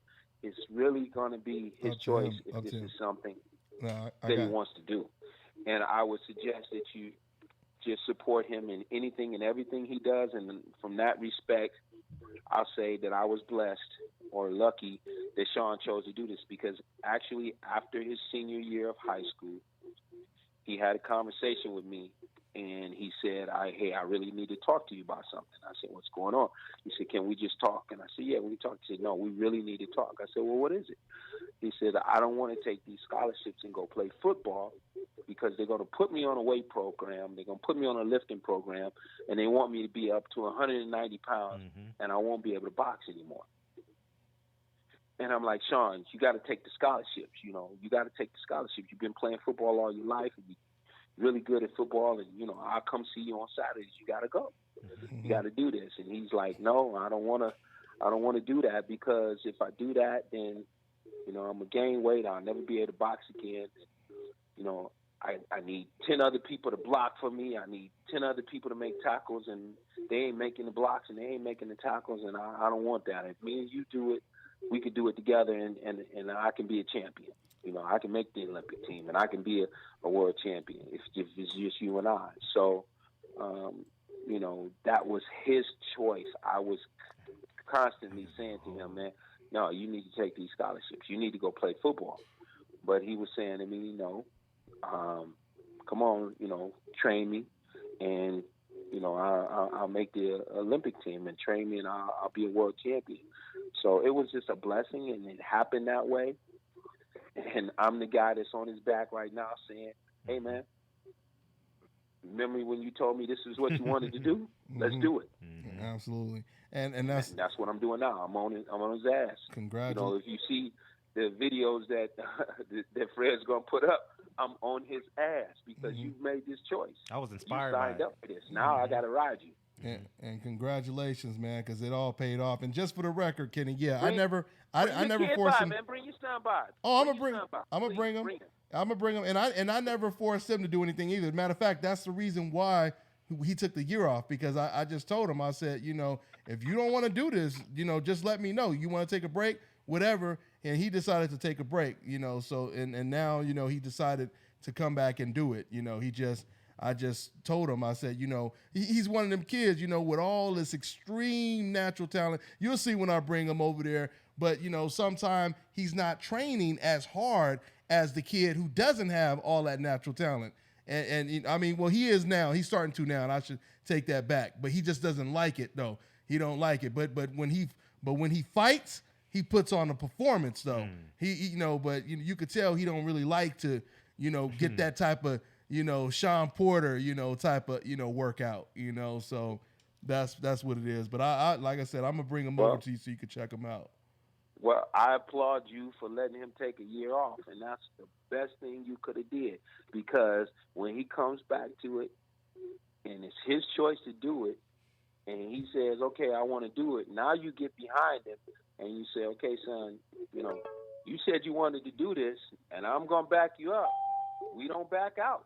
We got to go all the way with it as far as we're going to go. I mean, if it's just for that year or whatever, but you know, you recognize that, you know, we don't quit. You know, we don't, you know, back out. You said you wanted to do this. Now we're gonna do it. If it's 4 fights or a tournament or whatever it is that you guys decide to do, that was the best thing you could have did, because now that is your, you know, thing that you use against him to say, okay, I gave you the choice and the time off, and you chose to come back to it, or whatever it is that he chooses to do. If he chooses to play another sport, or, you know, play an instrument, or whatever that is, man, and that's the direction you're supposed to go, because at the end of the day, the best thing's going to happen, Dontae, is you're going to be his father. He's going to be your son. That's it. Absolutely. I feel you, man. Hey, let's try to take another call, man. I know we're getting real close to ending the show, but let's take another call. I appreciate you guys waiting on hold. We got 760. What's going on? What's your name? Where you calling from, man? What's going on, Dontae? My name's Patrick. I'm calling from Corona, California. I'm over here in the warehouse. I'm going to tell your boss. Had to get at you. What's going on, man? I hear you, man. I hear you. A little static in the back, but I hear you. Oh, man. Yeah, it's a lot of warehouse noises and shit. I'm over here What are you at work. smuggling? Hey, man, I had to call in. I seen the live stream. I had to call in. But, let's see. Damn, I had it all planned out what I was going to say, too. All right. So, first of all, predictions.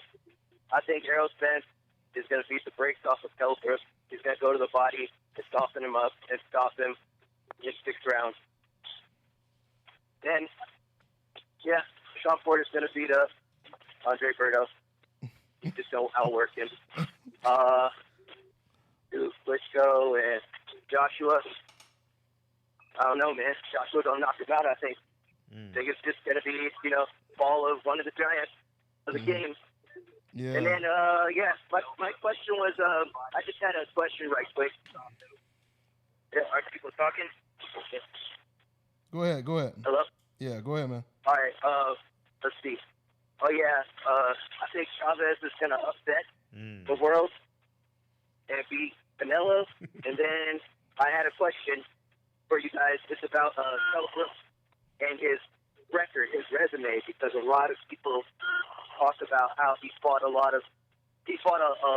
resume has a lot of people with losing records on them and things like that. My question to you guys was, do you guys feel like it does upset the boxing world and beat Spence, make it look even? Do you feel like that will in some way justify these fighters being brought along in this way? Because we saw that with Danny Garcia too. You know, he's got a good resume, but he also has the cherries on his resume, and a lot of people whine about that. But I mean, what do you guys think about this idea of bringing a fighter along? And if he competes very well at the highest level, does it justify them being brought along in that way? Are you talking about brought along like Errol Spence or like Kell Brook? Oh, I'm talking about Kell Brooks.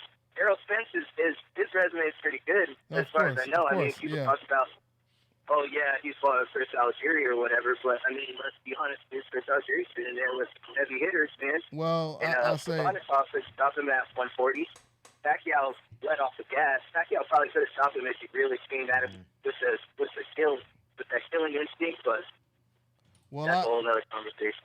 Yeah, well, I say this. I mean, like we talked about early, yeah, of course, you know, Kell Brook, he had a total of, his opponents had a total of over 800 losses, but it is what it is. I mean, you know, he got in there, you know, after, you know, all of them, you know, tomato can type of opponents, he finally had a title shot, you know, and he won, and now he's fighting against Kell Brook. But I don't really think it really matters how you come up, you know. You're just not going to get a lot of credit for your resume until you actually beat someone. So that's pretty much what that is, though, man. But thank you for your call, man. I appreciate it. All right, man. Okay. Kenny, I got a question real quick. Your son, he's Kell Brook, and you know, now you're helping Errol Spence out for that fight. Do you think Kell Brook, all the time, just like you did your son, will come to an effect in this fight, or you say, or because you know Errol Spence he's taller than Maurice, he probably just not that. What do you think might come into play? I'm sorry, guys. You were breaking up a little bit. Yeah, you were breaking up, AK. Can y'all hear me now? Yeah, go ahead. I'll try if he can. I'll try to make out what you're saying. My question was, you know, when Kell Brook fought your son, he was he held him alive the whole night. Yeah. You know, you're helping out Errol Spence. So do you think just because Errol Spence is taller than your son and has more reach, you think he won't be able to do that to Errol Spence, or you think that might come into play? And if it does come into play, what can Errol Spence do to avoid that? Okay, let me say this about that as far as that's concerned. Number one, it is Sean's job to break a clinch or a hold. That's his job. So he was given a directive. I know this when I went back and watched the fight. I identified when he came back to the corner after the first round, I identified that he was being held. We had worked in camp on movements and combinations that would free us up so that we would not get held. So I told Sean when he came back to the corner to put his combination together and step to his left or step to his right when he was done with the combination so that he wouldn't get held. Now, here's the next thing. This is boxing, but it turns into a fight. If someone is fouling you, you're going to have to do whatever it is you have to do to stop that person from fouling you and make the referee do his job. I don't think Sean did that. See, I'm the hardest critic that Sean can possibly have. So I'm very hard on him about that. But knowing the rules and the regulations, after so many clinches turns into holds and the holds turns into fouls, there was something that should have been done about it. Kell Brook probably held quadruple the amount of times as Adrian Bronner, and Adrian Bronner had points taken away from him for holding. So, you know, there was something lacking and missing there. As far as Errol is concerned, I'm not actually working with Errol. I'm just going to support Errol and, you know, say some things to Errol while we're there. You know, we'll go to Errol's workouts and things that he's having while he's in the UK. And, I may mention something here or there about the holding because I dealt with it with Sean. I think that if Kell Brook uses the same type of tactic, it will cause problems for Errol, especially being a young fighter. It's going to be very hard for the young fighter to deal with something like that. And we are talking about the UK, so I would suspect that the referee would probably allow Kell to hold as much as he needs to in the fight. So that's going to be something that I, mention to Errol from time to time, and also his coach. Hey guys, let's make sure that you're preparing for this guy to hold. Because it's going to happen. By him being taller than Sean, it should be a little bit harder for Kell to tie him up that particular way that he tied up Sean. But again, if the referee is allowing it, he will be able to get away with it. So, that may be a tactic that he uses. It would be a smart one that he could use to, shut Errol's offense down. So we'll have to wait and see how that plays out as the fight, gets started. Well, yep, that's right. We'll definitely, May 27th, we will definitely see. All right, man, thanks for your call, man. We're going to go ahead and let you go. Hey, Kenny, all right, man. Well, I'm going to go ahead and let you go, Kenny. I appreciate you staying on the show with us for so long. We done kept you up, man. But anything else you want to say to the fans before I let you go, Kenny? I really like the backdrop you got on your show, man. That's hot. Oh, good looking, man. Good looking. Appreciate it, man. Appreciate I like that. That's Thank hot. You know, made me feel like, damn, I should have sucked it up and went on over there. I should have sucked it up. But you always invited, man. As Fred alluded to, we started out pretty early, and we was at the track, and then after that we did that second workout, and I took a lot of punishment from him, catching them pads and stuff with him, and being in that ring with him for them 36 minutes. And it was pretty hot in there. I dropped about 3 pounds. So that's my reason, I just decided I needed to go home and shut it down because my head was trying to, bang a little bit. But I greatly appreciate you guys for having me on. I greatly appreciate Fred for coming out and covering us. And I'm sure that it's going to come out really well. Dontae, you're welcome to come over as well. Thank you, man. Appreciate it, man. Yep. All right, I'll definitely please bring the little man. I love the father son. I'm a fan of the father son. So bring him really. Thank you, man. I'm definitely gonna bring him, man. All right, Kenny. Well, I'll be seeing you soon, man. Thanks for joining the show, man. All right. Thank you. All right. Take care, man. Thanks, Ken. All right, so that was my man Kenny. Hey guys, since you guys we're gonna do a rapid one phone call, one question. Yeah. Ask your one question. Yeah. We say because we want to get for all y'all that been on hold for the whole show. We want to basically let you guys chime in before we end this show. So let's. And we trying to get to the club too, y'all. Come on. I'm joking. I'm going to bed, work on these damn 200 videos I got to upload. The club is right here for me. Real talk. So all right. So 954. What's going on? What's your name? Where you calling from? Hey, what's going on, Dontae? My name's Jared. I'm from Florida. Okay. Man, a lot of folks calling in from Florida tonight. What's going on, Jared? Just back to that the Robert Garcia thing with Mayweather. It's funny that he said that there just seems to be so much hate on Mayweather, but the sport is called boxing, and he's definitely the best boxer I've ever seen. Everybody wants to see everybody bang it out and all of it, but the sport is boxing. When you look in the dictionary and see boxing, you should see a picture of him. Yeah, and I totally agree with you. And you know what's so funny about what you just said, man, is the fact that not only once again, I have to reiterate, Mikey Garcia, his own brother said that's my favorite fighter, And we see Mikey Garcia moving around the ring, boxing. He doesn't go in there Maidana style. So, it doesn't make any sense, to all of a sudden say, this guy, is not giving the fans what they want or whatever the case may be. I mean, like you said, it's called boxing, and nobody is going in there to purposely get hit. The slowest, lethargic, brawler, he puts his hands up to try not to get hit. So, but at the end of the day, like I said earlier in the show, there's no way you can convince people that the TV show that has more ratings than any other TV show is the worst TV show on. You know what I'm saying? Or the most boring or whatever you want to say. Numbers don't lie. And we know when someone is considered boring or if they're hurting the sport, no one will support it. So, like I told you before, the bottom line is there's a lot of pressure. Like you said, a lot of hate is on Floyd Mayweather, and I truly believe that, Robert Garcia, he has to every now and then cater to his audience, cater to his fans. They don't want to hear him say. Great point. Yeah, they don't want to hear him say Floyd is a great fighter. They're like, come on, Robert, what are you talking about, man?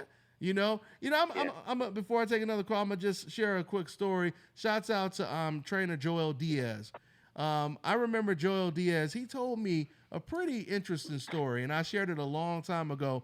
But he told me when Bradley was going up against Marquez, he had one of his Mexican buddies or associates, he called him, and he said he wanted to bet Joel Diaz that Marquez was going to win the fight.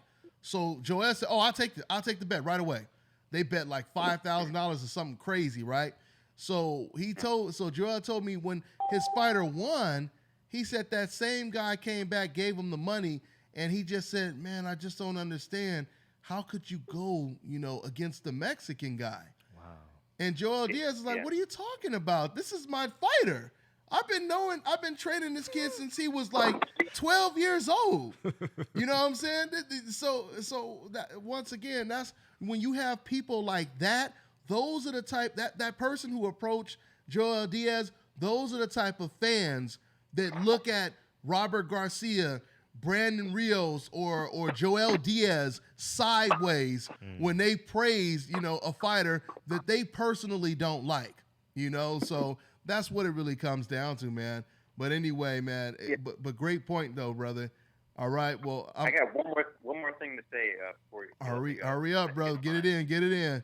Go ahead. All right, hey, I got 14 girlfriends. You taking up all day time. Go ahead, man. Go ahead. Everything's like Max Kellerman. Everybody's saying it's a joke fight. And it's funny because why should he care what they say? Because they never give him credit. So why should he care if they say it's a joke? We should just go ahead and do the fight. You know what I'm saying? You said they say Max Kellerman. Say it again. Say it again, because there was a little bit of interference. Go ahead and say it again. Max Kellerman, what? Okay, on the Mayweather McGregor, you got guys like Max Kellerman, Abel Sanchez, all these other guys who are saying it's slap in the face to boxing, this and that, but they never give Floyd credit anyways for doing what he's done. Of course. So why should he care what they think?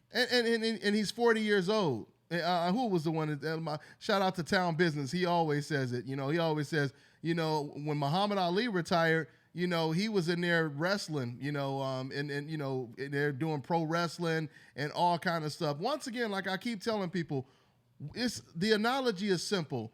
Once you cross the finish line, like Usain Bolt, and you cross the finish line and you first place, it don't matter what you do from that point on. You could keep running around the track. You could jump in the crowd and party or whatever. You're already in first place. So Floyd Mayweather is already considered the best fighter of this era right now. So it doesn't matter what he does. How many fighters do you know at age 40 that was beating the level of competition that Floyd Mayweather was beating? Ali was done in his early 30s. Sugar Ray Leonard, Duran, a lot of these fighters were done in their early 30s.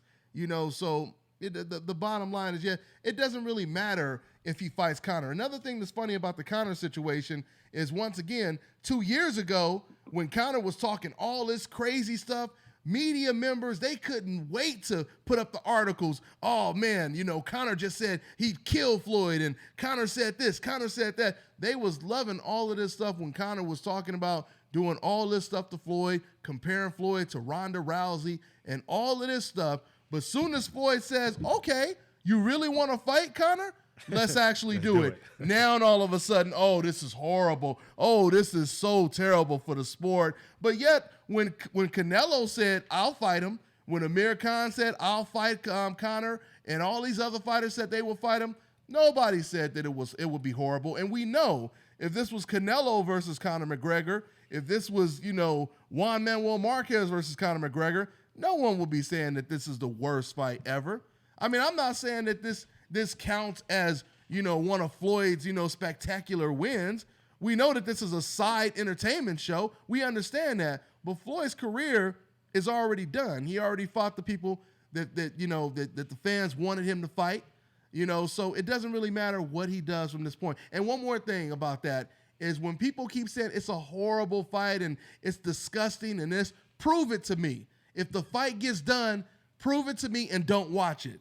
Because walk the walk, you know what I'm saying? Because actions speak louder than words. And, it's like everybody said that a Maidana rematch was stupid and ain't nobody going to watch it. But more people watch the Maidana rematch than the first fight. Yeah. You know what I mean? So if you guys really believe that this is just horrible for the sport of boxing, show it. Don't watch it. Yeah, Let's see how many people tune in. Right. So thank you. Thank you for your call. Yeah, they won't be able to. I'm sorry. Yeah, I know you got it. No, they all gonna watch it. Is my point, man. All right, take care, bro. All right, man. All right, thank you so much. All right. Yeah. So we'll run through real quick, and we coming, to the end of the road. We got 760. What's going on, 760? What's your name? Where you calling from? 760. You there? Okay, y'all making it easy for me. All right, we go to the next one. Oh, snap. Damn. I accidentally hung up on 316. 316, you could call back. I accidentally hung up on him right now. But, okay, 760 is out of here. Okay, we got 330. What's going on, 330? What's your name? Where you calling from? Hello? Is that Kim? Oh, that's say 330. Okay. Hold on. We got so many people over here. 716, 716. What's going on, man? What's your name? Where you calling from? What's up, man? Supreme General, calling from Buffalo, New York. What's going on, brother? You holding it down in the chat, in the comment section. I see you, man. What's Great white hype in real life. Yeah. What's going on, Supreme? Yeah, I just wanted to make sure I don't even got no questions or nothing. I just wanted to call in personally and let y'all know my man Kell Brooks, he finna take care of this business with Errol Spence, man. Mm-hmm. Yeah, that. Hey. Thanks a lot, bro. You said. Wait. You said Kell Brooks about to take care of the business. Yeah. Like okay. Tell us how and why. Tell us how and why. I mean, I really do like to hear everybody You want that backwood chime right now? in. I like to hear the division, man. So why do you think he's gonna win, man? I say the main reason Kell Brooks is gonna win is because Spence. When I saw him lose in the Olympics, a person with footwork, a good jab, and some decent defense could really trouble his style. If he can't get in and do his work like he likes to do, you know what I'm saying? He has a tendency to get frustrated and start reaching. People like Kell Brooks, man, he's nice. He will take advantage of that. Plus, the main reason is Kell Brooks is one of the strongest welterweights out there, man. When you land on Errol Spence, man, I don't know how he gonna respond to that. Wow. We know how Kell gonna respond when Errol Spence started landing, but we don't know. We don't know how Errol gonna respond to taking a big shot in a big fight like that. Wait. With 8 ounce gloves. So what punches? I mean, did you see Kell Brooks get hit with where you knew he could just take massive shots and walk through them? Triple G, probably. That was over though. Huh? I would say a lot of the body shots that both Sean Porter and Golovkin was landing on him. Because Sean Porter was hitting that body, man. he was hitting that body. And it was like, you know, it appeared like he smothered some of his work, but like Kenny was saying, man, he had to get up in there. And when you really look at that fight, he was hitting that body. And Golovkin was crushing that body too, but he ate them shits, dog. And it's like, man, I don't know, man. I mean, Spence got power. Now, I mean, he has that kind of power. Well, I mean, there's no doubt about it. I was impressed with what Kell Brook did with Golovkin, but at the end of the day, you know, he did. Golovkin shattered his eye socket, you know, and he did. I think it was broken before the fight. Well, they never used that excuse, but you know, and on top of it, and that wasn't, and you know, I will make an exception for that fight because that was Kell Brook, a welterweight versus a middleweight. I truly believe that if Kell Brook was a middleweight, I believe he would have knocked out Golovkin. Me personally, you know, but Golovkin was way too big, and even Golovkin said himself right after the fight, he was like, "I'm a middleweight." He said that guy is not a middleweight. He's a welterweight. But no, man, I truly believe that when it comes to Errol Spence, I mean, I've already said it enough. Kenny Porter said it enough. You know, the bottom line is this man, with the experience that he's had, he's been caught with good shots before. There was one fighter he fought. You got to understand. People also have to understand, just because you know you get caught with against a fighter who doesn't have a big name doesn't mean you didn't get caught with a big shot. You know what I mean? You don't have to have a big name to land a big shot. Yeah. Who was that Errol Spence fought? He fought the Mexican kid. The Mexican kid, right before he fought Algieri. The dude kept catching him with the uppercuts. Remember? Was that was the Mexican kid, right? Yeah. So now, see what you just said though, Dontae? You just said he caught him with the uppercuts. What's Kell Brook money punch? Okay, he has a good uppercut. The guy he fought though, didn't he have a ridiculous reach? He had a ridiculous reach, but my point. But listen, but this is my point though. This is my point. He got caught with uppercuts, but he adjusted within the first 3 rounds though. You feel me? So it's kind of like, see, it's nothing wrong with getting caught with shots. If you get caught with shots in the first, round or two, to where you got to figure it out and adjust, to that opponent. Now, if you still getting caught with the same punch by the 6th, 7th, 8th round, you keep getting caught with the same right hand, the same hook, then it's a problem. Yeah. But I feel you, but I would also say though, it's the reason why they haven't matched him up with no punchers too. And when Kell Brook, like who? Get hurt. Like what punchers? But what punchers? I mean, because when you say that, you got to understand. You got to understand. A lot of fighters, they turn down fights with Errol Spence, though. I mean, you had like 10. Yeah, you had like 10 big names that turned down fights with Errol Spence. So I don't trust me. Why do you think Errol Spence was so desperate to get in the ring with Keith Thurman when Keith Thurman was known as one of the biggest punchers in the sport? I mean, if we're going off of what you're saying, he would have stayed away from someone like that. He would. Nah. He eat Keith Thurman food though, because styles make fights, and them two styles right there, they clash, and he eat Keith Thurman food. He would beat just about every other welterweight, but when it comes to Kell Brook, he's so technically sound, plus he can switch to that southpaw. And Errol Spence run into a lot of right hands, a lot of uppercuts. I never seen that, bro. I never seen him. Like I said, the uppercuts is what I seen him get caught with. Van Heerden landed a few right hands on Errol Spence. Who? You got Chris Van Heerden. That's who I was thinking about. That's who I was thinking about. But once again, I mean, two right hands on Errol Spence. I mean, Maidana landed a few right hands on Floyd Mayweather. I mean, I don't think that necessarily means a person he has flaws in his defense. But they didn't. But the Van Golovkin repeatedly landed his jab on Kell Brook. Yeah, I mean, if you can stop a jab. Errol Spence. Tom Porter tried to land his jab. That didn't work out too good, and neither did the Sinchenko dude or what the fuck, the Carson Jones fight. Where Kell was hurt, and you could see how he still was Carson Jones. Down in that fight, and that's I mean, you had a broken nose and everything, and you still getting beat on. But you still, if you look at a lot of those shots he picked off and rolled with, man, he a little slick on the low, man. Hey, he's a good. Hey, I've always said he is slick. He's crafty. I've always said that he was the best welterweight champion. For all the reasons you're saying right now, but I don't think he's going to beat Errol Spence. And I would love to keep talking about it, but we're going to be talking about it more in the future. Bad, G. I'm going to let you get it to it. I'm sorry, man. Thanks for taking my call. No, it's all good, man. It's all good. Take care, man. All right, man. So we'll try to take a few more, and then we're going to go ahead and wrap it up, guys. All right, 505. What's going on, 505? Hey, what's up, Dontae? You can hear me? I hear you perfect. Matter of fact, you got some of the best audio out of some of the people that done called, man. What's going on? Where you calling from? I'm calling. I'm Chad, man. I'm from Albuquerque, New Mexico, by way of Philadelphia. But I wanted to give a quick call because I see on your site here everybody's saying Spence is overrated, gets all this hype. Is that what they're saying? Okay. I see a lot of that, but in my opinion, I mean, it might be a little early for him to be taking, such a big jump up. I mean, with the big name and going over to the UK. But the thing is, I mean, look what Tank Davis did. Everybody said. Yeah, you took the words. Go ahead.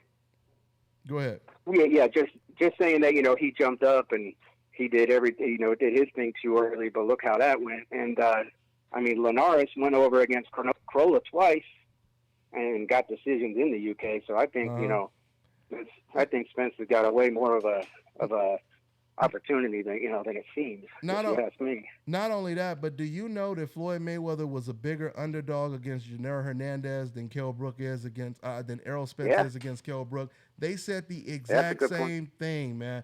I would never forget that, man. Larry Merchant and Jim Lampley, they were going in on Team Mayweather. They was like, how dare, Team Mayweather with the arrogance think that they can come in here with 17 fights against a lineal champion. That is just arrogance for them to put this guy in the ring with this guy, with the lineal champion with 17 fights. That's exactly what they said. And they actually even said the same thing when Floyd Mayweather decided to fight Angel Manfredi as his first defense.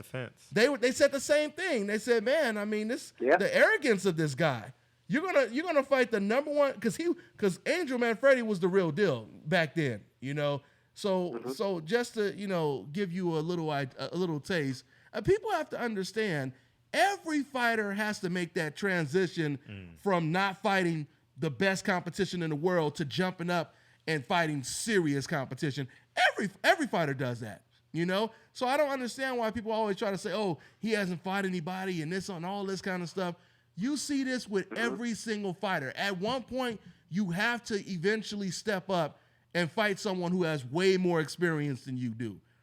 So yeah, I just don't. And once again, there's a reason why trainers like Kenny Porter, Freddie Roach, Robert Garcia, Abel Sanchez.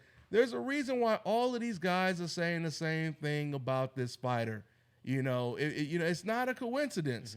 You got thousands of fighters that they could say the same thing about. And they're saying the same thing about one guy out of thousands of fighters that we know. So that's what it is, man. But yeah. I hear you.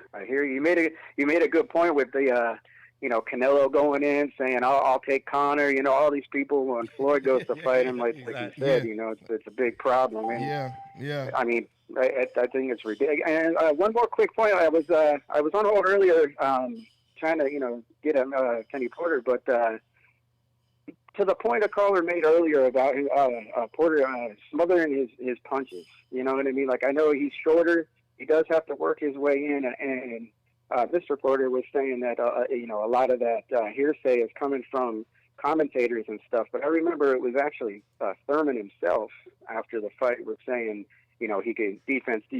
I can lay back on the ropes. Sean, smothers his punches and this and that. Do you think that, are people just starting to kind of say this because Sean's such a big pressure fighter, and you can see when he's putting his work in, training videos before fights, he's such a pressure fighter, combinations, step to the side, combinations, but he's still not getting the knockouts. You think that's why people are saying maybe he's smothering his punches? Yeah, to me, it doesn't really make sense because it goes back to what, the last caller was just saying about Errol Spence. All of a sudden, because Errol Spence is an aggressive fighter, now you have fans talking like, oh, he's flat-footed, he's easy to hit, you can hit him with any punch and all that kind of stuff. We know our eyes don't deceive us. That's not what we're seeing. And when Sean Porter is boxing, you know, there's times when he fought against all of these guys. When he fought against Keith Thurman, there was times when he was on the inside. Then there was times when he was moving around and he was out jabbing Keith Thurman. But for whatever reason, for some reason, fans, they only want to focus on just saying this. I think, you know, once again, you know, you have these fans, they want to have something negative to basically say. And it gets to the point where even when it's proven that what they've been saying is not true, they don't want to get away from that because then they have no excuse to say something negative. You know, that's kind of like Floyd Mayweather. You see Floyd Mayweather, you can literally watch Floyd standing right there in front of someone and they be like, he's running. But wait a minute, we're watching it. He's standing right in front of him, you know, but they still say it because it's therapeutic for them. It's therapeutic for them. Yep. It makes them feel better. You know, once again, like when your son loses, like I said to Fred, your son loses in a little league game or whatever, you try to make your son feel better, right? You say things to make your son feel better. Oh, don't worry about that asshole. You know his dad sell drugs, so you know don't worry about him. Great point. So this is what they do with Floyd, man. It makes them feel better. Agreed. Nobody want to watch your favorite football team, basketball team, you know, get destroyed by the team that you hate. That's boring, ain't it? I mean, that's a horrible feeling right there. And that's exactly why they say this stuff. I mean, it's not a coincidence that you have 1 million fighters and they're only saying one fighter in particular is boring. And coincidentally, the guy with all the views, with all the records. Exactly. Logically, it makes no sense at all. It's therapeutic, man. Yeah, but hey, I was just watching.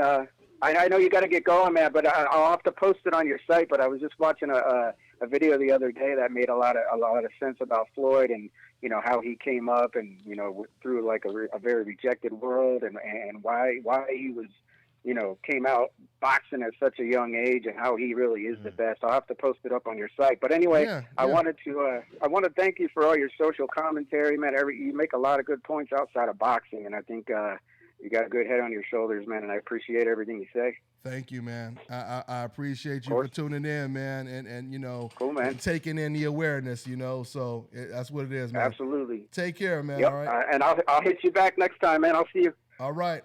Take care. All right. We'll take one more, man, and we gonna get out of here, guys. 646. What's going on, man? What's your name? Where you calling from, man? What's up, Dontae? Mike from New York. Mike from New York. Mike? What's going on, Mike? I'm good. How are y'all doing? All right. What's on your mind, man? I was to say, y'all was talking about who will win versus AJ versus Wilder. I don't even think that's going to happen. I think Klitschko going to beat that boy. You think Klitschko going to go, oh, see, that's interesting. And that's one thing I meant to ask Kenny, and I ask him again, you know, when we get him on. But so you think Klitschko's going to win? Why? What's your keys to victory? He's a big man, and he fights like a big man. AJ is very, very talented. He kind of fights like a cruiserweight. Klitschko hasn't lost to a short man. I don't remember the last time he lost to a smaller guy or a guy who fought small. The reason why Fury won is because he was a big man and he fought big. Yeah, that's a good point. I mean, a lot of people sleeping on Klitschko. I mean, there's a reason why he was dominant for the last 10 years. Sure. He's a very intelligent fighter. You can say whatever you want about the jab and grab style, but man, that guy, he can set you up with a beautiful jab, and while you think a jab is about to come next, he'll sneak a left hook in there and go around your guard, and then, you know, have you all befuddled and come right down the middle with a hard-ass right hand. So, I mean, he's a problem, man. So, I mean, all I will say right now, I haven't done a prediction on that fight yet, but I wouldn't be surprised if Vladimir Klitschko pulls off the upset. You know, so actually, I wouldn't be surprised if he actually knocked him out. Remember? Oh yeah, they're heavyweights. His chin was always. Go ahead. And I wanted to comment when Kenny was on earlier. Like, I like Kenny. I could never bet against Sean. I was there when he fought against Thurman live. That was a great fight. But Kenny Kenny saying he going over there to support Errol Spence when Errol Spence in every interview he says, yeah, I'll stop Sean Porter. Like, come on, Kenny. Wait, you said that, what did you say? Say it one more time. I'm saying that I like Sean Porter. I think people need to stop acting like the Berto fight is going to be like an easy fight. Like, Berto's never been except for Floyd Mayweather, he's never been in like a whitewash kind of fight, and he's strong, both hands, very, very strong. And Thurman rocked Porter or whatnot. But besides that, I was saying, like, when to go over to England and support Errol Spence, like, you know, that's nice being Americans and all, but in every interview, Errol Spence says confidently, no smiling, no laughing, like, oh, I'll stop Sean Porter. Like, come on, Kenny, man, you can't be going over there supporting somebody saying he's going to knock your son out. Yeah, I hear you, man. I hear you. Well, we're going to find out, man. We're going to find out pretty much what it is, man. But anyway, brother, good talk, man. I got to go ahead and wrap it up. Thank you very much for have a good one. All right, man. Appreciate you. Take care, man. All right, my man, Barbershop. We did it. Yeah, we did it, man. We did the 3 marathon. hours? Was it 3 hours? We did the marathon show. We 3 hours and 26 freaking minutes. Straight marathon show, man. But we got some good stuff, man. Yeah, we got some great stuff. I want to say thanks to my surprise special guest, trainer extraordinaire Sean Kenny Porter, and you know my man in the building, in the studio. Make sure y'all subscribe to Barbershop Conversations. Make sure if y'all ain't did that, y'all go ahead and do that right now. Right now, motherfucker. Right now. That's what it is. Y'all pull out my Uzi. Kirk Jackson, my man Kirk Jackson. All the time. And my man Arab King, man. I'm going to subscribe to his channel. And that's pretty much what it is. Check out the Box Fan Expo. May 6th. It's going down the weekend of Canelo versus Chavez. So y'all go ahead and check that out. That's pretty much all we got. Anything else you want to say real quick before we let him go? Just go ahead and subscribe to the channel, Barbershop Conversations. I'm out here hanging out with Dontae and covering Sean Porter's camp today and tomorrow, and I'll be back in LA tomorrow. But subscribe to my channel because I genuinely want you guys to see how Kenny Porter goes from father to trainer and back to father. It's just amazing, and I encourage all you guys. All right, all you guys, please watch this video. All right, Dontae will probably pull it and upload it on his channel. It's just incredible, man, the type of shit that he goes through to get his son ready. Because he has to put on a cape to train his son. His son cannot be his son when he's training him. He has to be almost an inanimate object. You understand what I'm saying? Not to be disrespectful in terms of inanimate, but you can't. You got to get this kid ready. Because Andre Berto's coming to win. I've already seen it, man. I mean, it's not too many fighters that train harder than Sean Porter, man. And once again, that hard work, you know, makes up for any type of flaw you hear people saying that Sean has. So that's what it is. All right, guys, we out of the building. We will see you guys. Matter of fact, I won't be doing the well, you know what? I'm not sure yet because I'm flying out to Texas to cover the Errol Spence camp. So we'll keep you posted if we're going to still be doing the show next Sunday. All right. But that's pretty much what it is, y'all. We see you guys. I'm on to the next one. It's the Nation, baby.